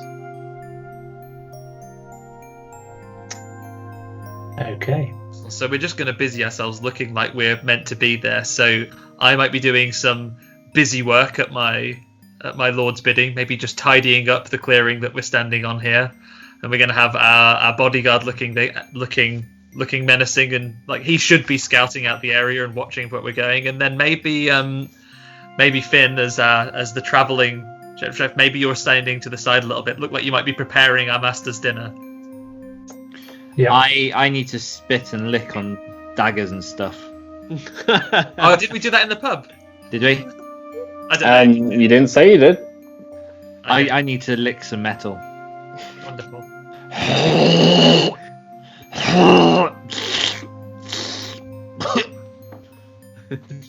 Okay, let me have a think about that.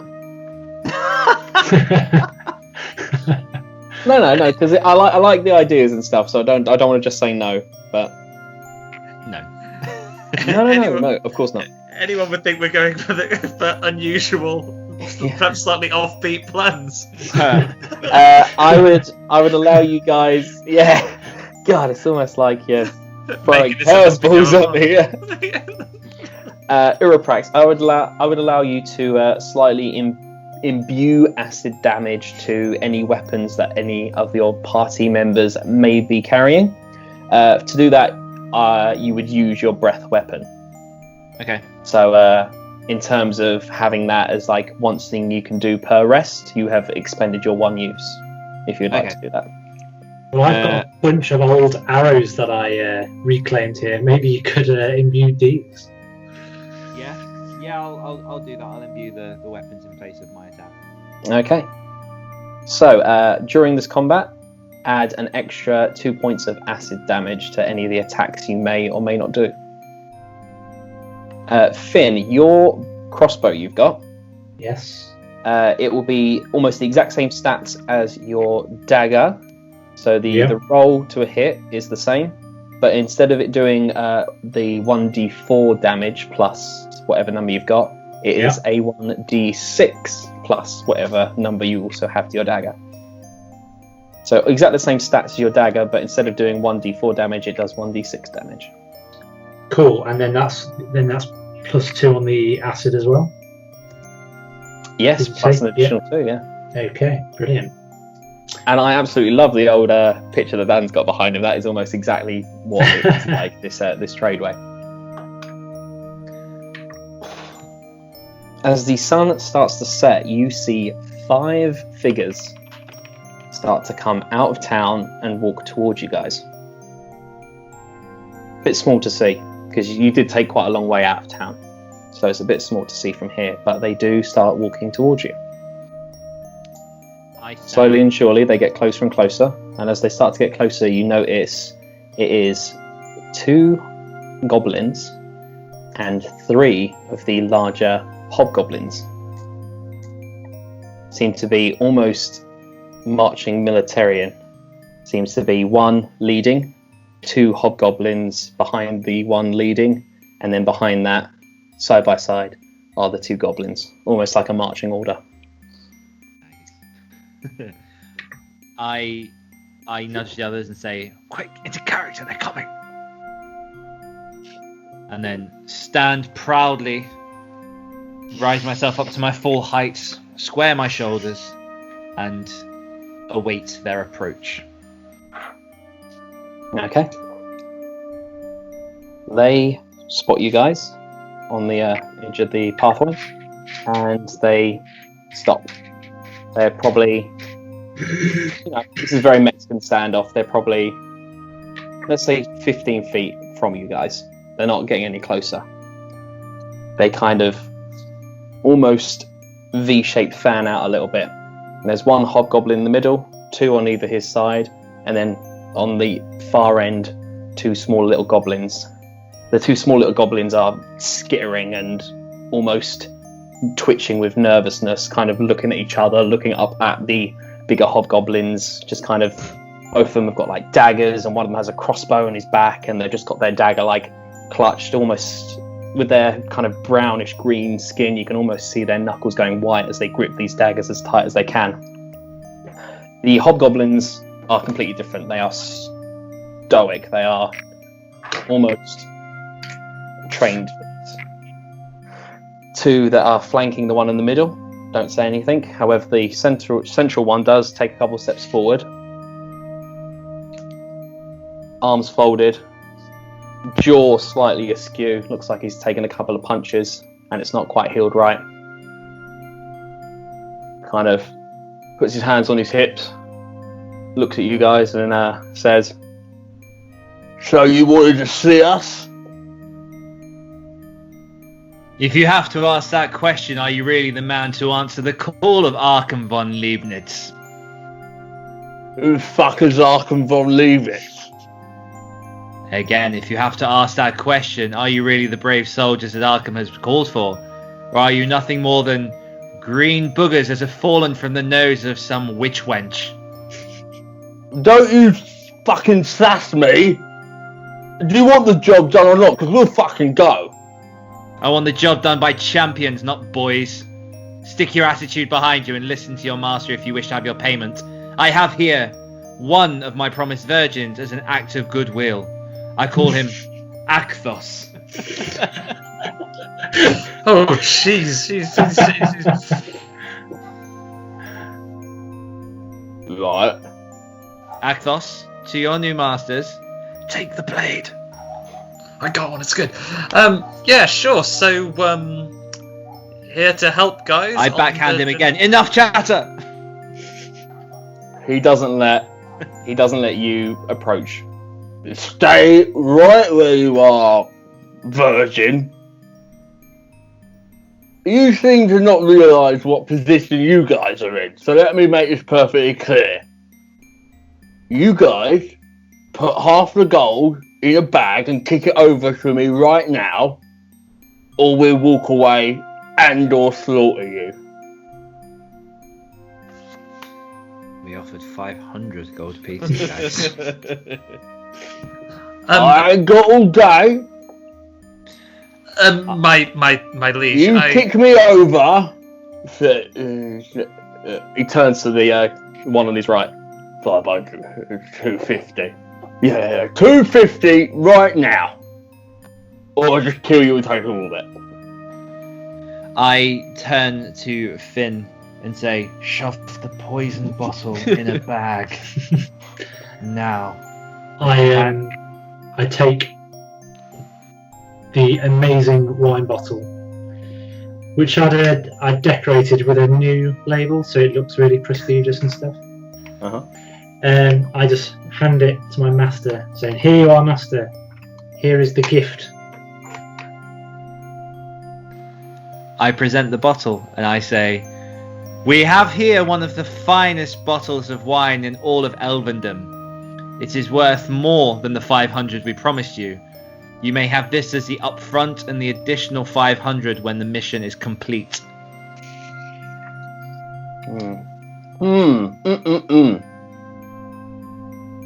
Roll a persuasion for me. 6 plus 5, 11. He spits on the ground. He's like, "I don't want that fucking elf shit. Gold. You said on your bit of paper, gold." It's probably too potent for them anyway, boss. You keep it for yourself. Yeah, that is correct. This is much too fine for the likes of a shit-eating goblin. Too potent as well. I've seen even hobgoblins die from drinking this. The alcohol's too strong. My servant here is correct. Even the strongest goblins can't handle this. It's probably better in my hands than yours. I uncork the top, doff it, and take a sip. Screw the cork back on. Roll a Constitution saving throw for me. Don't you fucking poison me. So saving throws a separate little section next to 10. these bits. 10. It don't taste nice at all. But in terms of gut-wrenching pain or instant like arsenic death, you think you're okay. This hobgoblin in the middle looks down at the ground, looks up at you. Shit eating. I've seen Shit eating. I'll fucking make you eat shit, boy. And they all draw their weapons. Everybody roll initiative! Oh, fuck. Okay. 19. Okay, Scamos with the 19. Oran Hammerhand, what is your initiative roll? 2. 2. Yeah, I don't need this one, do you? That's just grand. Finn Ironleaf, what do you So, roll? is it a D20? It is the D20, and then your initiative is up by your armor and health. In the middle of Oh your... yeah, plus 0. So I did actually roll a 20, but then I've got plus 0 on it. So a natural 20, excellent. Yep. And Uraprax, what is your initiative? Am I being really dense? I can't. You're on your character sheet, yeah? Yeah. Yeah, up by the armor class and your speed, up in the middle. So my initiative box says 14. Oh, okay, so it'd just be a plus 2. Okay, so 7. 7, alright. Yes. There we go. Alrighty. So, we are diving into battle. The negotiations were short, as they say. All that planning. All that planning, yeah. So, you guys have just a simple tradeway here. You've got, let's say, you guys on this side and the goblins on the other side here. Got some shrubberies and bushes and whatnot, and nice chunky rock over there. Let's just put you guys there and the goblins over there. Alright, straight off is Finn Ironleaf. So who's the closest to the big guy? The big guy in the centre is they're almost in like a V shape, like flying home for the winter. They are, you've got the big chunky guy in the middle, and then the two equally big chunky guys flanking him like his left and right hand man. Are we allowed to talk just now? Because remember, we've got the two goblins will potentially go and get the two smaller ones will potentially go and get help, right? They might call in reinforcements if we don't deal with them quickly. So, is Uraprax closest to the goblins here?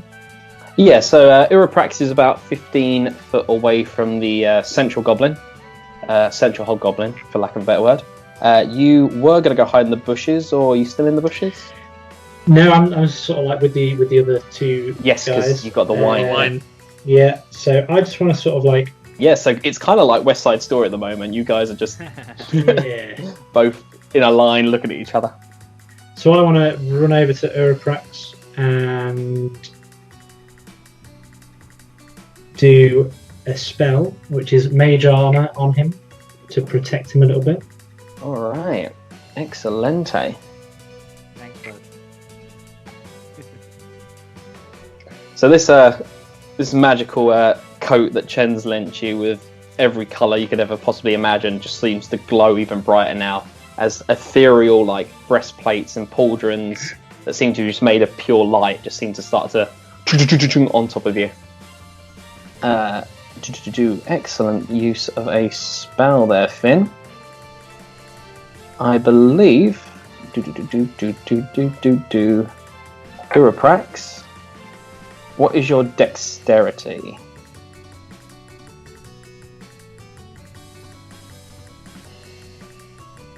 +2. +2. So if it isn't already, your armor has now gone up to 15. Ooh, okay. Thanks, man. Magic. Right, thanks to that magical armor. Am I able to run back at all? Yep. Going up to Finn is literally like 5 foot of your movement. You've still got a good. I believe you have 30 foot, so you've still got 25 foot.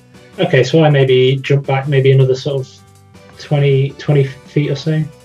All right. So you kind of give Uraprax a little reassuring tap on the back as a magical armor seems to erupt and appear on him, and then you scuttle back a little bit. Excellent. Next up, we've got Scamos Nowhere. Back in the regular guys. So gone is the meek and mild attitude of Akthos Nowhere. Now we're into combat, I guess. I will say something far less accommodating, like eat shit, fuck boys, and then let's go for what type of range did you say we were at? If you guys are all kind of side by side, squaring off West Side Story style, you're pretty much 15 foot away from these guys. So that's still probably ranged as opposed to walking up and diving in first. You, I believe, can move 30 foot per go. Okay, so possibly 35, depending on if you're a tiefling. I believe it's 30. So you could go all the way up to them and then run back if you really wanted to, or you could, circle around and flank it. Completely up to you, man. Great. So I think as we begin, we can probably maybe want to disrupt the side by this straight on thing, because my advantage comes from getting people in the back later on. So just thinking about order of attacks here. So I could potentially, you know what? Let's try something here. I have the licked dagger. Mm-hmm. Let me do my best to do my greatest combat throw of that dagger and throw it in someone's face before I then dart for the bushes. Yep. So let's do it. Let's do the throw first. So I've already shouted my daggers can be thrown. That is an excellent idea. So I'm going to throw my acid seeped dagger at I don't know. Let's go for the big boy. Let's cut the head off the snake like we planned. Big boy in the middle. All right. Roll an attack for your dagger as you just huck it ninja style. My D20, yeah. Yep. D20 plus there's a little plus for your attack roll next to your dagger. Oh, I haven't written that down yet because it's a new dagger, isn't it? So do you have any daggers on you? No, I didn't. I had a rapier, a short bow, and a short bow previously. You are proficient in daggers as a rogue, so it would be the exact same roll as your rapier, but instead of the D8 damage, it's 1D4 damage. Oh, wonderful. So, right, I've just rolled a 15, so attack bonus plus 4, so 19. 19, that hits. Roll your damage. 1D4. Is D4 the little squarey one? The little pyramidy one. Oh, pyramid. Ah, I see it. I see it. Oh, very nice. A 4, please, and then +1. Did you say so? So that's 5, and then +2 the acid damage. Yes, it is.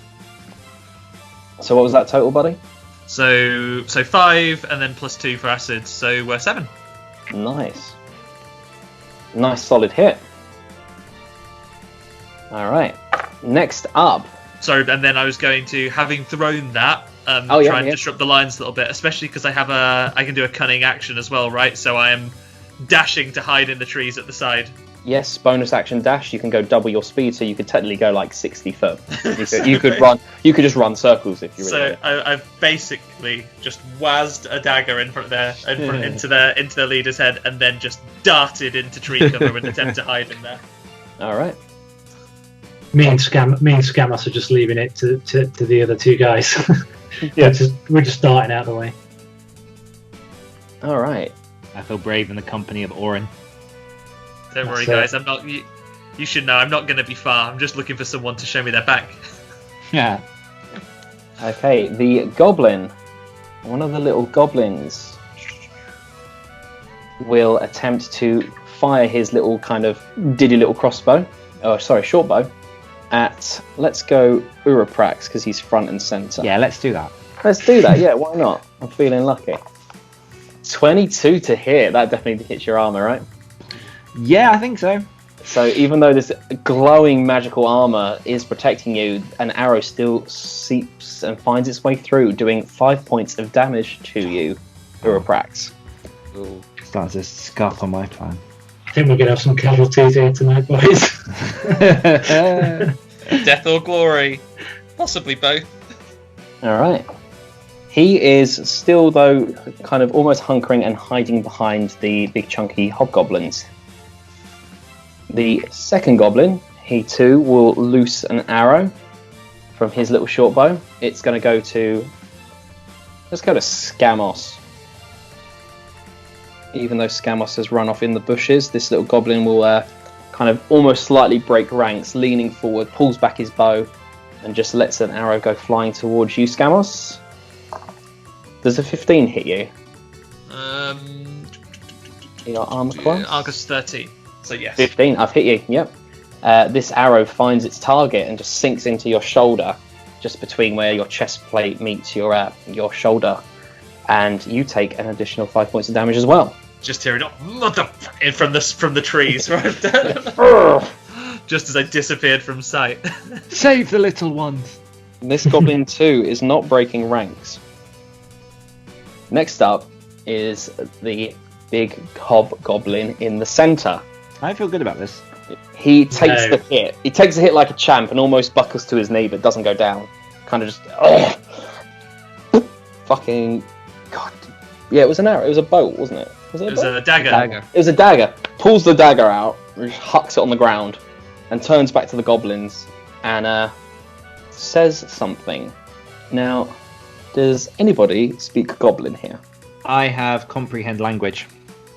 That is a spell that you can use on your go, but it's currently not your go.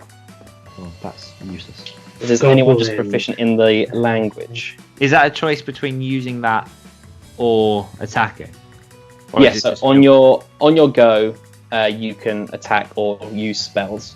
If we were out of combat, you can use your spells any way we want, like comprehending languages, understanding the ancient tomes that you find in dungeons, but at the moment, it is currently not your go. No goblin here. No goblin here, alright. No. Is it similar to gnomish? Perhaps I can detect the odd word. Think of a few words, yeah. In the chaos of this battle, no. Maybe if you were Okay. trying to order something at a shop, I'd let you do that. At the moment, no. After saying something to one of the smaller goblins in Goblinese or Goblin language, he will also pull out a nice chunky longbow, and he's going to go for Uraprax as well, seeing as he's front and centre and called him a little shit eater. It wasn't me, it was Arkham. However, the magical armour does hold true because he only rolled a 12. This magical armor that Finn has imbued on you reflects, and this arrow just goes off into the fields. Thank you, Finn. I helped. The second hobgoblin will break ranks and run towards you and engage with you, Uraprax. Just charges straight up right into your grill, swinging his longsword. Damn, you only rolled a 5? Jeez, this is... Every time we get into combat, I roll terribly. I think he you have hurts, taken hurts himself. some Sure. points from us. I did, yeah. I have taken a couple of hits from you guys, that's fair. Right.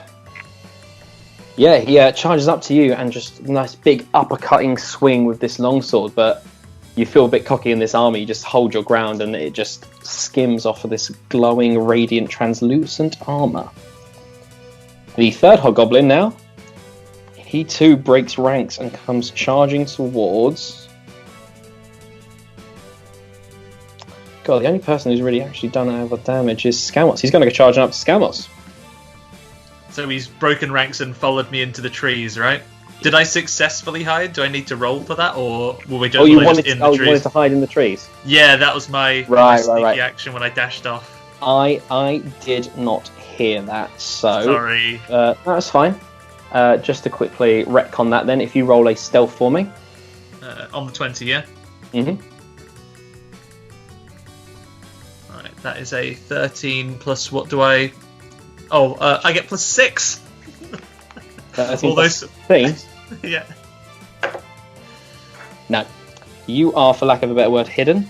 So, you took that little 5 points of damage because the little goblin got you as you were running in. Yeah, I get, like, that was disappearing into there. Hiding in the shrubberies, so this hobgoblin will run up to Uraprax instead.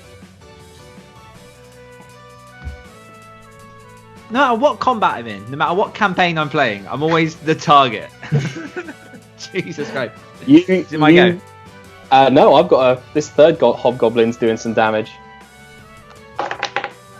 Oh, that's definitely going to be better. 18 plus 3, 21 to hit that time. Yep. Yeah.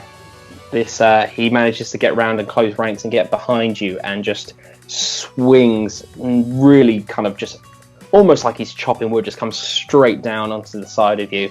The armor, although ethereal and magical, buckles and gives way, and you take another 5 points of damage. Yeah. Okay. Chen! For you, Chen, my love! Uraprax, it is now your go. You have a hobgoblin right in front of you, and a second hobgoblin has come and is behind you and has just got you right in the back with its chunky longsword. What are the chances that I can pour the poison into my mouth and then spin around and spit and hit 2 targets at once? Acrobatic, surely. Yeah, I mean, you could... Thus breaking your stupid I can't spit acid rule.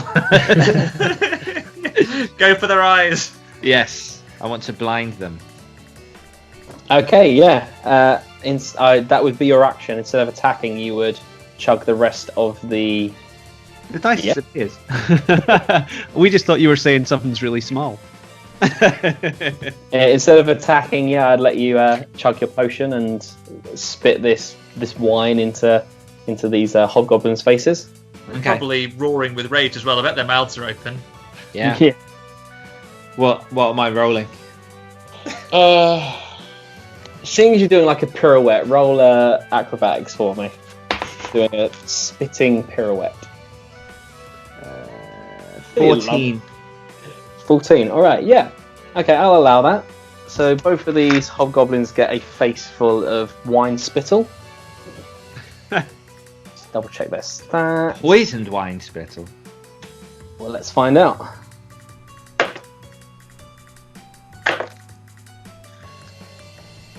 They look like they don't like the taste almost exactly the same as you. But apart from that, in the brief seconds of spinning and spitting, you're not sure what's happened. That's like the sex all over again. Hey! 3 for 3! Oh my god! I'll Alrighty. never tell. Oran Hammerhand. Okay. We're trusting you, Oran, to do some real damage here. Well, I can't decide whether to go for the little guys to make sure that they don't call in reinforcements, or just try and take down. Like, should we just? I mean, I could probably survive 2 more hits tops. So I should go for the big guy then. Okay. I'm gonna. I'm just gonna charge the big guy with my warhammer. The big guy who's doing the talking, or one of the two that has currently fighting Uraprax? The big guy that was doing. Oh, there's a different guy fighting Uraprax. There's 3 big chunky hobgoblins. The one who did the talking is still with the 2 goblins. And then the 2 that were on his left and right have like broken ranks and are now both fighting Uraprax. Okay, I better go help Uraprax. So I'm going to go and smash the one that I can get to first, the closest one to me. Yeah. He's currently fighting and engaged with Uraprax, so whatever you roll, it's going to have advantage on your attack. Cool.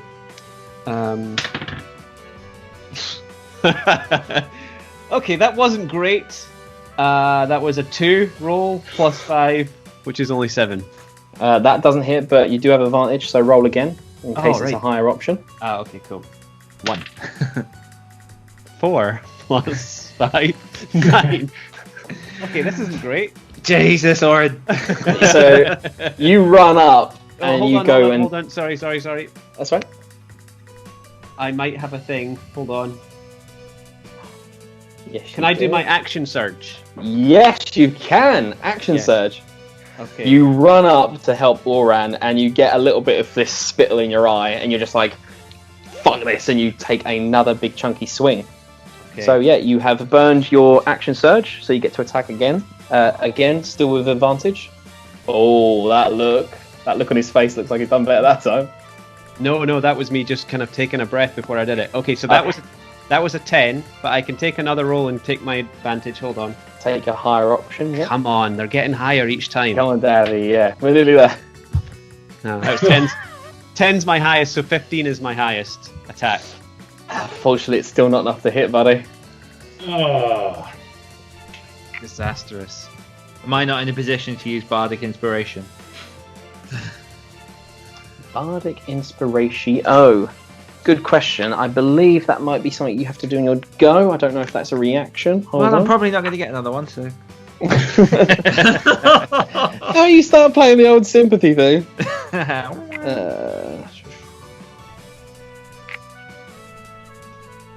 You have to use your bonus action, so it's on your go. So on your go, you can move, you can attack, and then you can do your bonus action at Bardic Inspiration. Gotcha. All right. Oran Hammerhand, is there anything else you'd like to do on your go? I'm a bit of a tank with health-wise, so can I get between at least one of the hobgoblins and Uraprax, so that I can maybe take some of the damage that's... Yeah. You 4 are currently in a bit of a kind of tussle at the moment. So yeah, you managed to kind of maneuver your way in. So you're kind of drawing a bit more focus on the other guys. Yeah, but that's I think that's really it. No, it was a good go, man. It's just the dice weren't in your favour, which is a shame. No, I mean, I'm trying to be sincere. That was a good go. Like, using your bonus actions to action surge and stuff is good. Finn, it is your go. Okay. So I've got 2 spells left. I don't know whether I want to save those for the bigger guy. I reckon I'm going to pull out the old crossbow with the acid arrows and maybe aim at one of the smaller goblins that are sort of near Oran or Uraprax. So we've got 2 big chunky hobgoblins. Oh, hobgoblins, yeah. Yeah, going for one of them? Or Yeah, go for one of those. Whichever one's closest. Alright. Roll for the attack, buddy. So I believe it's a D6. Roll the D20 first to see if it hits. And Oh, then we'll do the D20. 16. Anything plus into that? So what am I plussing? So almost as if you were using your actual dagger. So you've got yeah, your dagger? plus 2, so 18 in total. That hits. So your 1d yes. So your 1d6 damage plus whatever you would have plus to your dagger, and then plus the additional 2. So 2, then I believe it's a plus 2 attack bonus, then a plus 2 acid bonus. Is that right? So 6 total. Excellent. This acid-soaked arrow just goes right into the back, like the lower back spine of this hobgoblin, and it kind of recoils back and lets out a growl of pain as this horrible dagger goes crossbow bolt goes right into the small of his back. Anything else you want to do, Finn? So I don't have any more sort of attack actions, do I? No, you are kind of on the edge of the trade where you're not engaged in any combat. You're kind of a little bit away from it. Yeah, I don't think there's anything else I can really do. Really, I'm in a good position to do sort of range damage. Mm-hmm. I cheer everyone on from the sidelines. Go, guys! All right, we are back. And they're dribbling poison, going, thanks, mate. We're back up to Scamos. Your sound's gone. I cannot hear. I'd muted myself because my dogs are barking. I mean, the hounds of the forest were.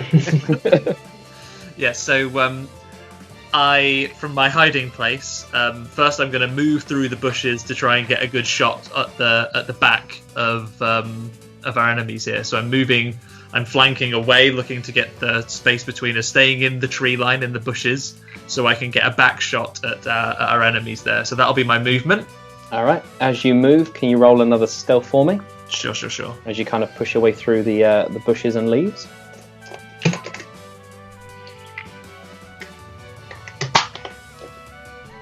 So that is a 14 plus. Just check my stealth, right? Not my anything else. Yeah, you should and have I get a little plus 6 on stealth. Oh, unnatural 20. Excellent. Yes, you. As far as you know, you are completely hidden out of sight, like a shadow. Yeah, like a shadow, like smoke. Smoke. Yeah, so now I'm in the shadows. I am going to, from the bushes, I'm going to take aim with my short bow at the big boy still. Mm-hmm. Knowing that criminals and by extension goblins and hobgoblins are by their very nature cowardly and superstitious, I will whisper to myself, I am the knight, as I shoot one of my arrows towards his back. All right. You are technically hidden, so this will be with advantage as a sneak attack. Yeah. Sneak attack with advantage. 17 plus 4. Oh yeah, that definitely hits. And then 1d6 plus 2 for the damage as standard. Did we acid everything we had, or just the new weapons?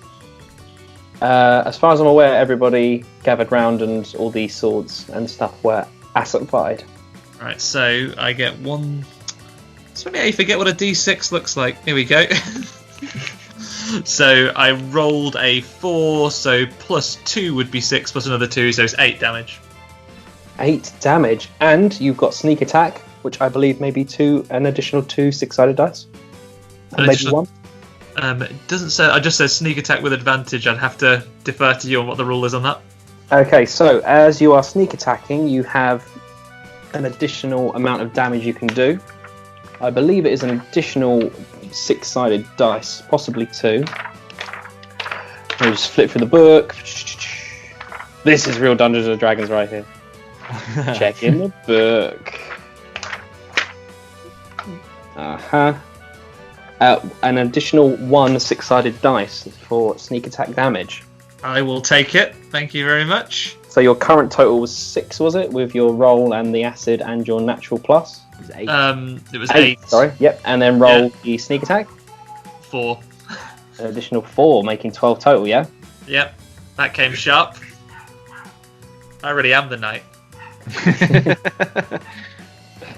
This hobgoblin turned to the others and said something in Goblin which you didn't understand.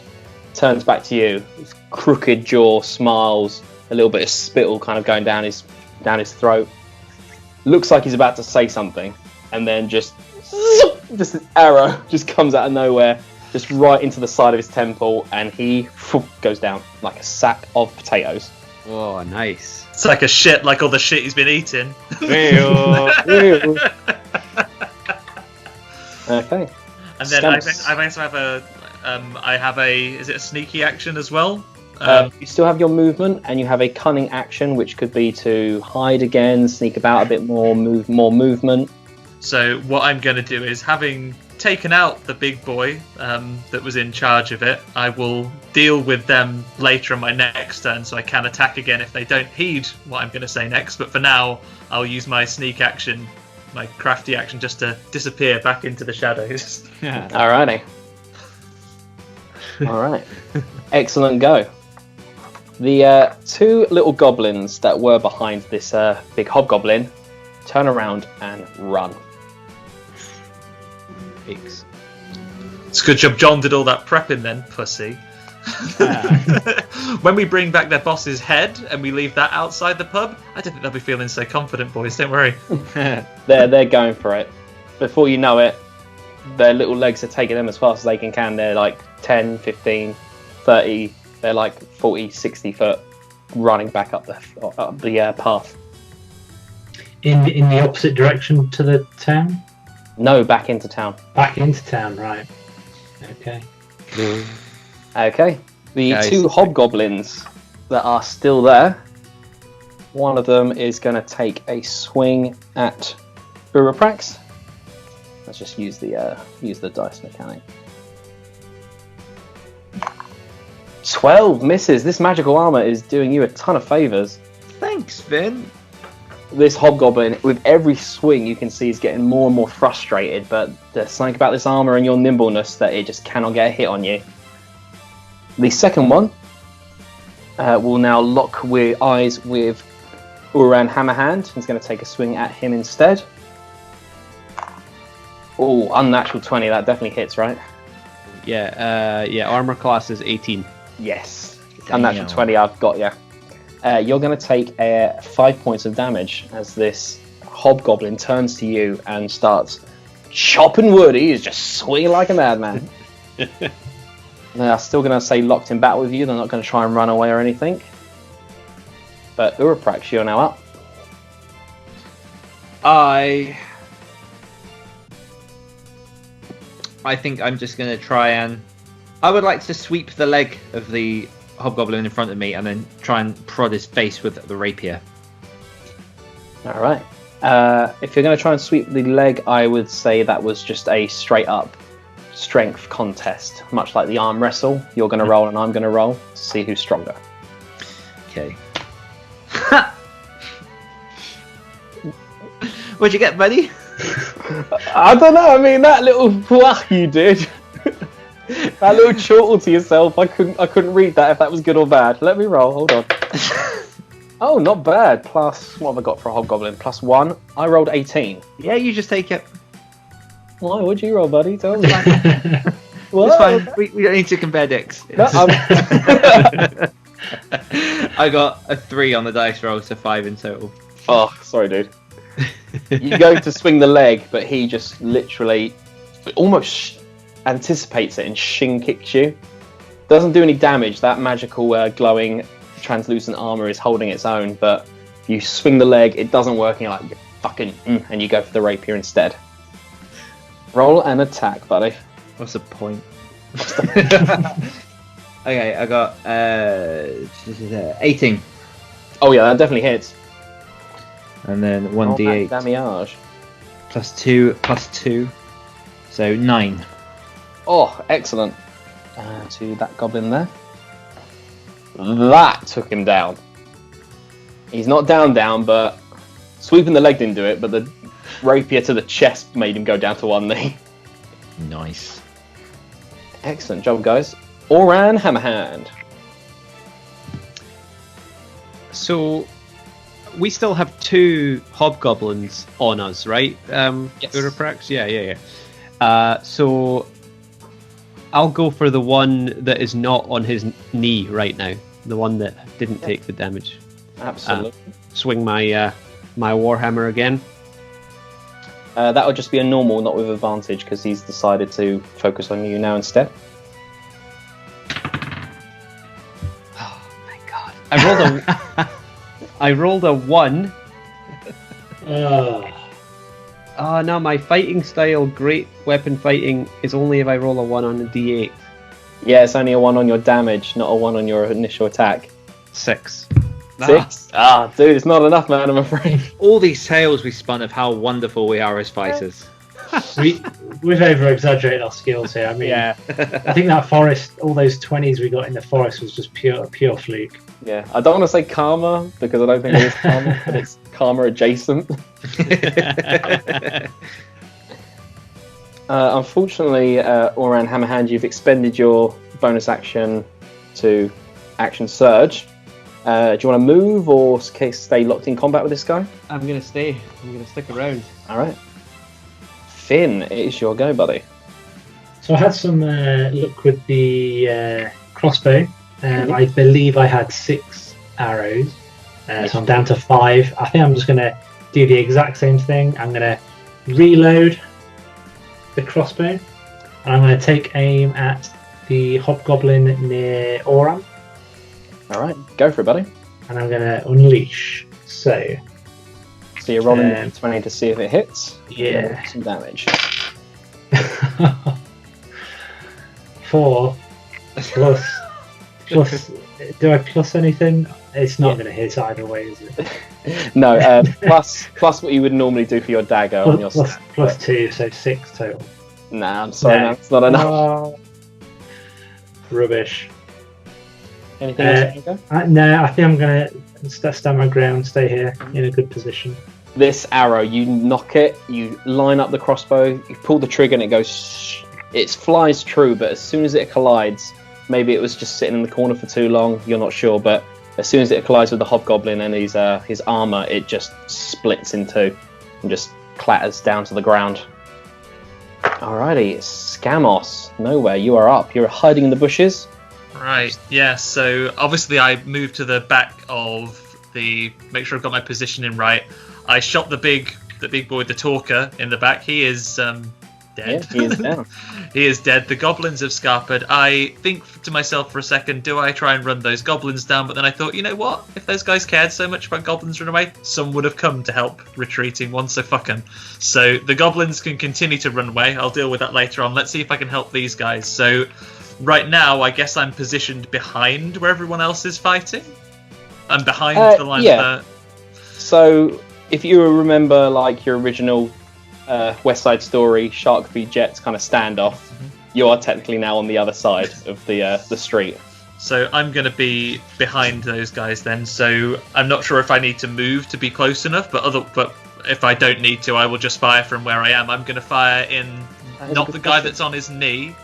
I'll move if I need to, but if I can fire from where I am, then I will. You've got a short bow, yes? Yes. Yeah, your short bow can successfully shoot up to 80 feet without it starting to like... Without penalty and so on. Yeah, without penalty. So... And you're only about 15 foot away from obviously the original kind of Mexican standoff. So yeah, you've got enough distance on that. Take your shot, buddy. Are we going for the one that's currently buckled on its knee with Uraprax, or the one with Oran? Let's go. Uraprax has taken more damage, so let's see if I can get him out of this combat before he takes any other hits. If I can. All right, go for it, buddy. Right. So roll a 20. That's 15 plus short bow, which is plus a 4. 15, so 19. Yeah. Oh yeah, that definitely connects. Roll that damage, buddy. And so 1d6 plus 2, so that's a 5. Not doing bad today. I'm making up for John's. And the additional 2 for the acid. 5. So I rolled a 5, so that's 7. So it's 9. 9. Oh, excellent. Oh, hang on. Was that a sneak attack still, or do they know I'm here again now? No, with taking out the first hobgoblin, you did alert them to your presence. Okay. So, I'll still take that. I'll take 9. however, it's not necessary, buddy, because as Uraprax is just absolutely going to town with his rapier, and this hobgoblin is getting buckled, it falls to one knee. It kind of almost stands up and lets out a roar, but then an arrowhead just comes out of the front of its mouth, and then just topples and almost hits into you, Uraprax, and just slumps down to the floor. I rub down my front of his blood and go, "Oh no, Chen's clothes." Oh no, Chen's magical coat of many colours. So, with that done, I think with my final action, if I've counted correctly, the 2 goblins have run off. We've got rid of 2 hobgoblins. We have 1 buckled one. I would like to use my thaumaturgy to be extra spookums and shout at him that he should surrender or die. Alright. So using your thaumaturgy to create like a booming voice and presence. Mm-hmm. Excellent. And for birds around the forest to fly into the air as the sunlight finally fades away. All right. Roll a. That'd definitely be an intimidation. Roll an intimidation for me. Fuck me dead. 19. Yeah. And sorry, that is unboosted. I get +5 on intimidation. Oh, for spooky boy. Spooky boy. This hobgoblin. He is absolutely battered, but he is trained at birth, militarian. Let me just roll a... Nah. He hears this booming voice come from somewhere, and kind of a weird twisted smile grows on his face as he turns back to Uran, who he's fighting with, and he goes, "I choose death," and he's going for you. Fair enough, we gave him the choice. Technically, we're still the good guys here. Kill him. It is his go, so he will continue to swing and fight at Uran Hammerhand. Oh, God, now I'm not rolling very well. 10. That's not going to hit you, is it? No, 18. No. Cocky little smile, he says, "I choose death." Takes a swing, but you just can bloody lightsaber clash with the hilt of your giant warhammer. Death And no damage. Baby. Uraprax, it is your go, buddy. I just try and just jab him in the back of the head with the rapier. Absolutely. He's currently fighting Uran Hammerhand, so that is an advantage as you're flanking. Glass him with the empty wine bottle. Yeah. Right in the face. So my first roll wasn't very good. So I'm going It's alright, you got advantage, you go there. to do that again. I forget. On my mind's blanking. What am I adding? 17. 17. Just misses, buddy. Just misses. I mean, I can't tell you the actual number, but you were 1 off. 16. Damn. 16, yeah, fuck. Anything else you'd like to do in your go? I call to the others. Is it worth keeping this one alive for information? Although I don't know if he'll talk, is it worth trying? I think he'd rather choose death. I think we'd just waste our time here. Yeah. Uran Hammerhand, it is your go. I've got to get 1 hit. Yes. Come on. Now's your time. Again, you and Uraprax are flanking, so you have advantage as well. Okay. Warhammer. Go for it, man. To the skull. Come on. Better. 22. Excellent. Was that the first roll? Oh yeah. Do you want me to do it again? Roll the second one just because in case you get a critical hit. You get a 20. No. No? The first one definitely collides. Roll that damage. So that's a D8.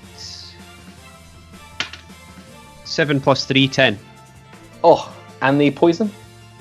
It's a warhammer, so it's not like piercing, but that would be 2, I guess, if we're doing that. So No, yeah, I allowed it. Everyone got a +2.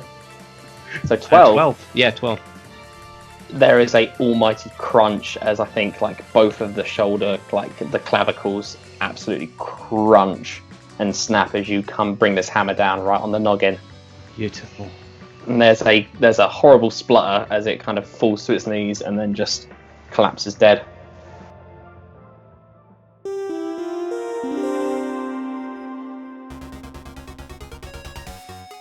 Do we celebrate that abysmal performance? To be fair, he died, and it's literally he just said as much as what he wanted. That's the twisted logic I'm getting from this. I'll shout, "You're welcome." Glad to be of service. Okay. What once was metal clashing and roars of goblins and yourself now goes silent as just a normal, as if nothing had happened. Just everything goes silent again. Wonderful. Nice. Job well done, guys. Well, hold on. I'm not so sure that those goblins are. That's the last we've heard of them. So We're in they're trouble. heading back into town now. We Those need to guys chase are them. going to fortify it. Let's try and run them down because Yeah. I'm guessing like this has happened in the space of a couple of minutes. So if they're This whole combat was like, as silly as it sounds, it was like 20 seconds long. So those guys are only just ahead. We bolt after these goblins towards town. Do you reckon you can spare me a couple of seconds to chop the leader's head off? Because I'm throwing that at someone. Yeah. You can catch up. Yeah, I'll catch up because I'll double the movement speed of most of these guys, right? You guys will. So you guys will be instead of.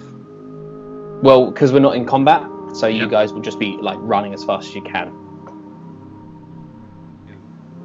Yeah, I'm going to pause just quickly then, see if I can take the head off the leader. I'm going to show this to some guys, see if I can break them morale later on. But if it's accepted, if you'd accept the logic that I might run slightly faster than some of you, I will keep up because I'm more lightly armoured and so on. I'll catch up with you. Well, has anyone got any good investigation abilities? Because I'm thinking if this is the leader, he might have items on him or. I've got fairly high intelligence. I can Information. try and loot him, see what we've got. Yeah, I think that's worth it. Alrighty, yeah. Worth doing. But we can do that while Scamos is investigating the other three, unless Uraprax has something else he wants to do. We could be chasing the goblins because I really think they're going to be a problem. I want to run after the goblin shouting, Chen! Maybe me and Scamos do a bit of investigation here. You two sort of head back. Is that Yeah. possible? Should we do that? We'll check and then we'll do our best to catch up. Hopefully, if we move faster, we should be, a couple of minutes behind you by the time we catch up. Mm-hmm. Yeah. I still have Yeah. a dagger to throw, and I think Oren, have you still got axes that you could throw? Yeah, Sorry. I've got 2 hand axes. Okay, we give chase to the goblins. Alrighty. So you guys give chase. Super quick then. Roll investigation. The Oran and Finn, if you're checking the bodies. Oh, Scamos and Finn. Yeah, I'm checking with him. Oh, sorry, Scamos and Finn. Yeah, Scamos and Finn do a little ruffle through the goblins' pockets and stuff. Okay, I rolled an 8, and then I get. Do you want me to roll investigation? Is that? Mm-hmm. So I rolled an 8. I got and I have a +5 to that. Okay. The 2 that were flanking don't seem to have anything on them. However, the one that was in the centre and did all the talking, he has 16 silver pieces on him. He has 20 copper pieces, and he has 8 gold pieces. Nice. Right, we'll pocket that to divvy up fairly later. Yeah. enough for some- a You bottle guys, of you wine. guys agree amongst yourselves who Yeah. want to be like Take- the Jiro of the group and keep track of like stuff like that. Take a note of that and Scamos if you want to stick that in your big pockets. Yeah, I'll pocket this. Just run those numbers again for me, dude.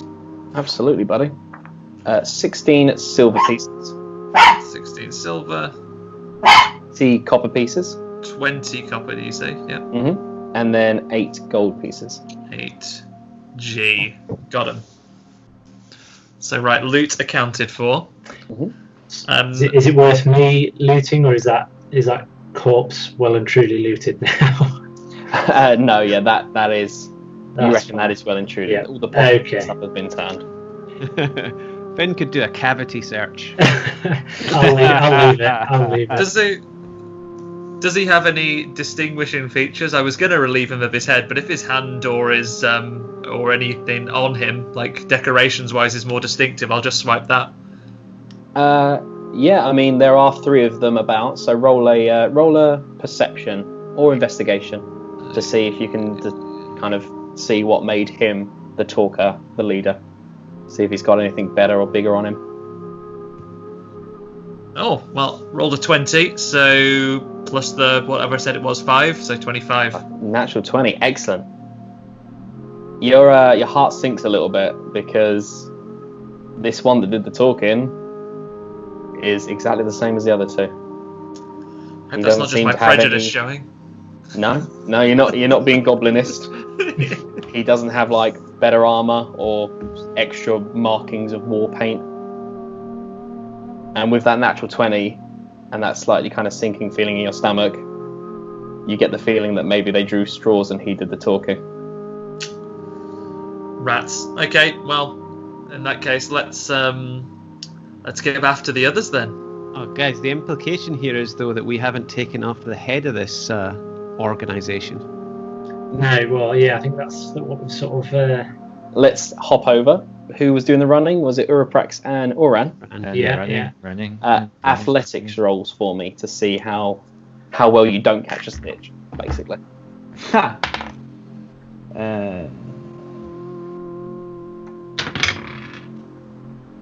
17. Excellent.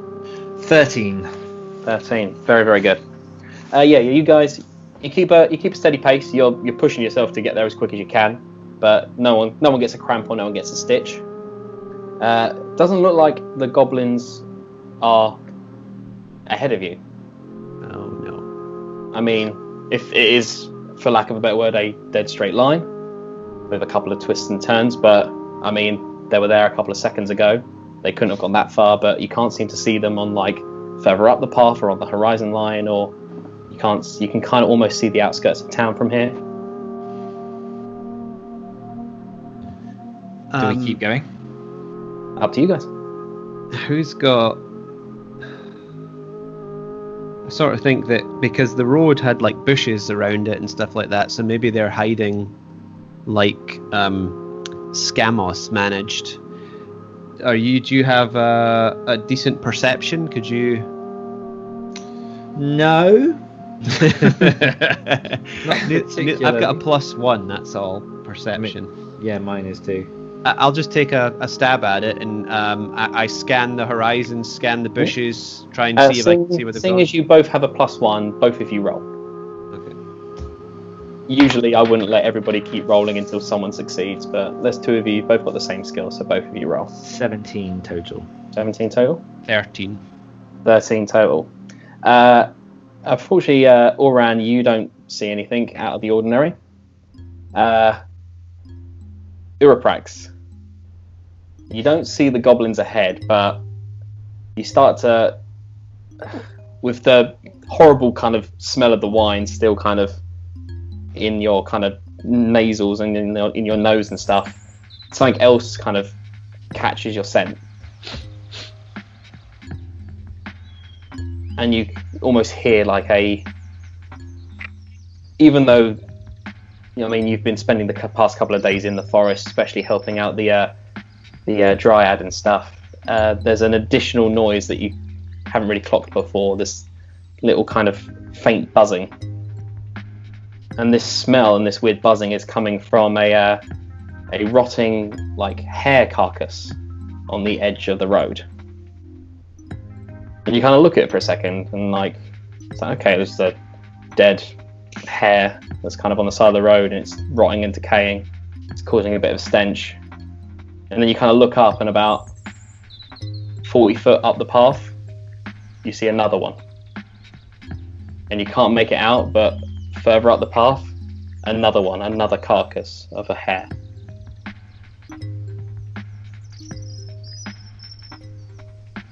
That sounds... Well, I didn't see it, so I can't say anything, but that sounds like the way to the camp. Hey, Oren, check out this hare.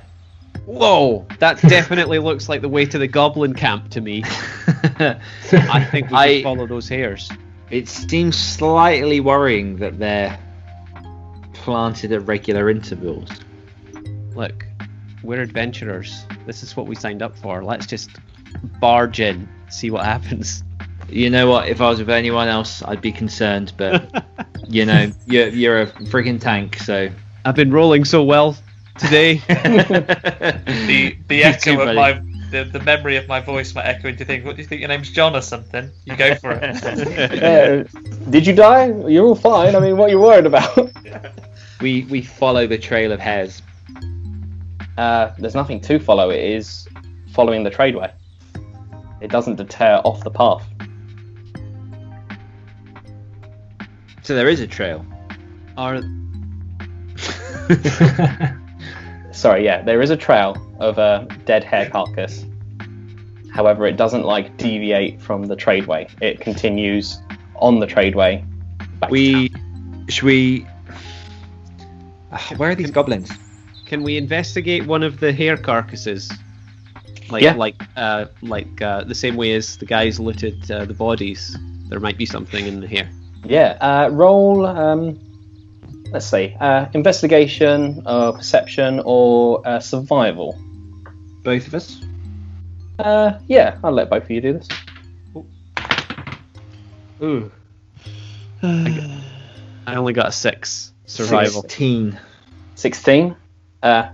Uran, you're not getting anything today, I'm afraid, buddy. Uraprax, this carcass has a little kind of rope attached to it. What kind of rope? Small, almost like thread or like string, just wrapped around, kind of knotted around like the back of the carcass. And you kind of follow this piece of string, and there's nothing there, but there is the telltale signs of like flat grass where something has been sitting.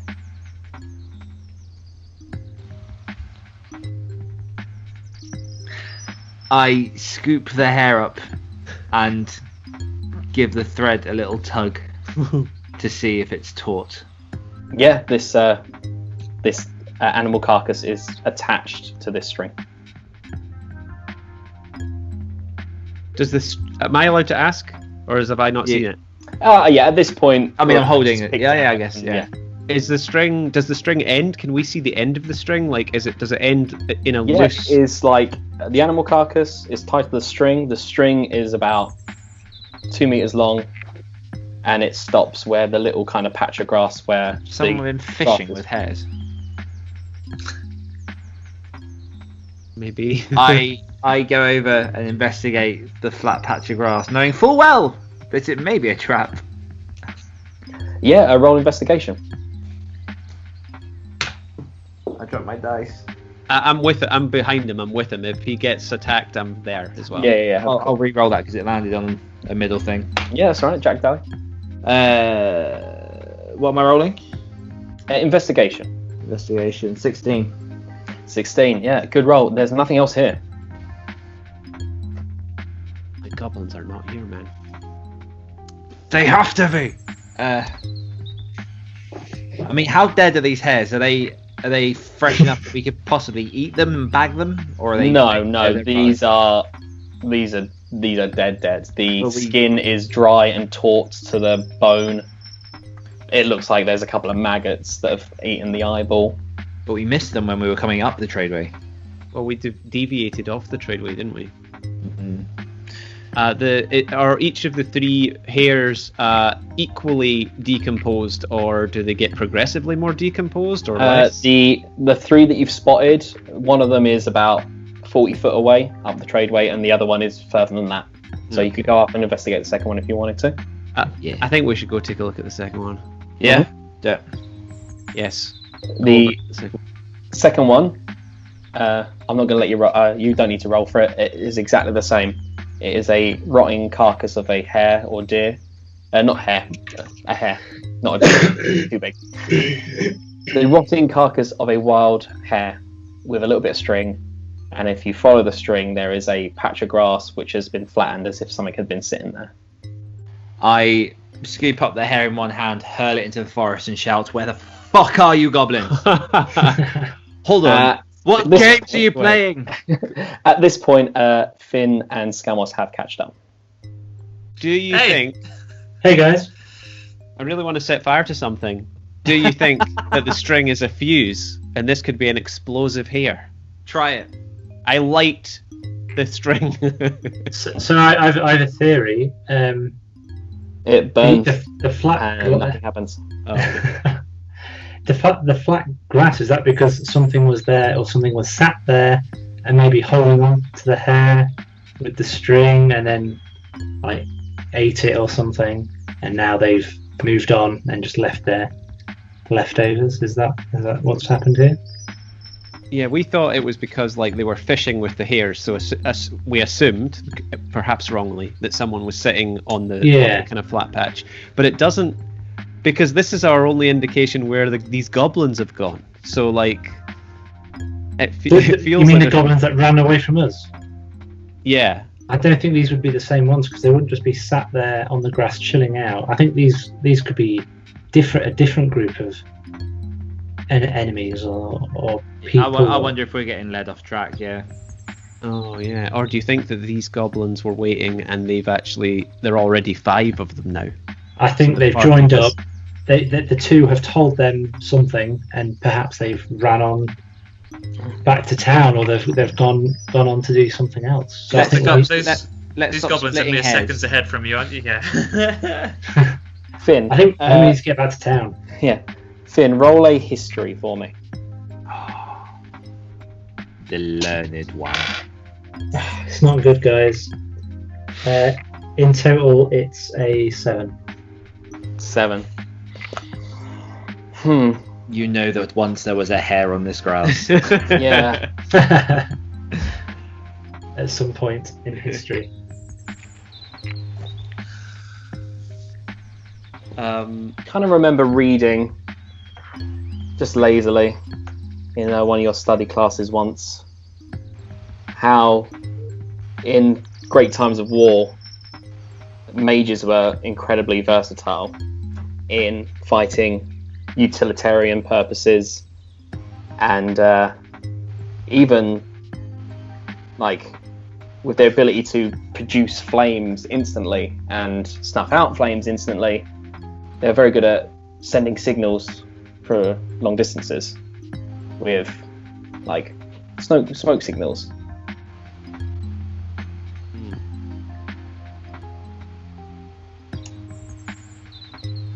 So I randomly recall this and tell this to my group, and I have a puzzled look on my face. So let's assume from here, if the goblins that are ahead of us, potentially others that they've met, are sending out signals to their allies further away, we need to be prepared for there to be some type of attack on the town that's going to be coming. But much as anything, let's try and fuck up those plans a little bit. Finn, are you able to make smoke signals? I don't think so, guys. I have a tinderbox. Yeah. Set fire. And it all comes full circle. Oren, why don't we use your tinderbox to set up some confusing smoke signals? May as well be completely random. Yes, let's do it. Well, we'll just have to gather some wood, some kindling, and then we get into town as soon as we can and begin to stake these things out. Yeah. Okay, so are you starting fire or are you going back to town? We're quick bit of smoke signals and then into town. Yeah, we're starting a fire. This That is is all just very Oren simple enough. wanting to start fires. Yeah. With Oran's tinderbox and Finn, I believe you have the spell Prestidigitation. I don't see it. Okay. I think I might have given you Prestidigitation, but no, it's pretty straightforward. Okay. With the cloak on your backs and kindling and wood that you just gather from the nearby bushes, and this dead hair the skin on it is dry and taut, and the bones are like almost bleach white. This is bone dry. This ignites quite easily as well, and you can start sending little signals if you wish to create a diversion to maybe make the goblins even more worried. Yeah. Does anyone have an idea of what a smoke signal, even a bad, misleading one, might look like? Is it just? Do we have to? I think any smoke would gather attention from goblin crews. Can we do like a worried emoji, like a bit of a skull face, something along those lines? No, I want to set an eggplant. Yes. Could Yeah, we yeah, set you, the fire and then use it to divert attention. So we could set the fire, get the smoke going, and then hide again. Or we could just leave. We could just put the 3 rabbit carcasses on top, leave them smoking, and start legging it towards town. Let's do that. Yeah, Can you leave a little note that says "sucked in, dickheads" and just leave it there? Yeah, sure. Cool. So You're missing out on 10 virgins. the couple of rabbit carcasses that you have found, you'll throw on this bonfire, and it starts to create this very dense, like white, chunky smoke. And you guys start running back into town. As you guys start heading away in, you see it again. You see another rabbit. You keep running. A couple minutes later, there's another rabbit. You're still going into town. About another couple minutes pass. Another rabbit. Another rabbit. And then you get back into town. It's quiet in town. Like, eerily quiet. As you kind of run in, round the corner, past the chapel, and you see another 2 hobgoblins standing there by the well. Both of them side by side, and both of them clutching Chen as she is forced down onto her knees on the ground. The hobgoblins spot you, running back into town. Without hesitation, they slit Chen's throat as she kind of locks eyes with Uraprax, and they shove her down to the ground. Blood starting to pool and go everywhere. All of the colours that were still on her shirt and her belt and her cufflinks all go red as they shunt her and shove her face first into the dirt. You're so shocked by this that you haven't even clocked on that there is fire erupting on the top of the winged horse, the straw roof of the winged horse. These 2 hobgoblins turn and run away. Nice job locking the place down, John. I turn to Oriplex, put his hand on his shoulder, feeling my companion's pain. I lock eyes with him and I say, "Hobgoblin genocide?" I turn to him and look even deeper into his eye, seeing Chen's face floating in front of my vision, as though she was still here, still a part of this world. Shake away the visage and say, "You're fucking on." There is a cough and a splutter from Chen. Are you kidding? No. I run over to Chen and I say, "Chen, are you well?" I crouch down at her side and I scoop her head in my hands and I say, "I'm sorry. We just tried to do good in this world to ease even a little bit of the darkness that has taken over this town and leave this place a little cleaner." She barked. She barked. You're gonna scream cleric into the air. Yeah, there is panic in her eyes as she's trying to hold her throat as much as she can to stop the bleeding. She tries to speak to you, but she can't. I have a song of rest. Will that do anything? Over the course of 4 hours, but not right now. Her eyes start to kind of lose focus and start to go a bit duller. She tries to say something, but she can't. She, hands soaked in blood, reaches up and gets the little red feather that she had put behind her ear, goes to hand it to you, but drops it and dies in your arms.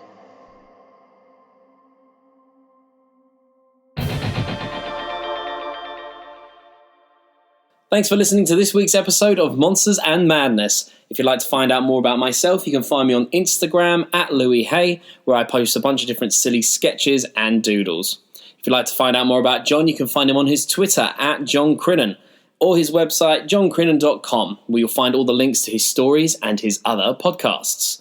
You can find Carl on his Twitter @CarlHughes, or you can visit hawkandcleaver.com to learn more about how they help fresh and upcoming podcasters.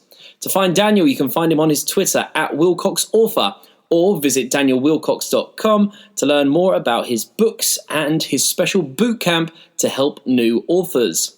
You can find Andy CT on his Twitter at AndyCTWrites, or visit theotherstories.net to hear some of his horrifically twisted creations. The Monsters and Madness theme tune was created by Timo Henderson. You can check out his website, timohenderson.com, to see what kind of awesome music he can create, especially for you and your next project. And lastly, our background music was produced by Daniel Birch and downloaded from freemusicarchive.org.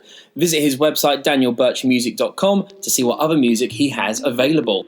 Thank you so much for listening, guys. We really hope you enjoyed the podcast, and we'll see you soon.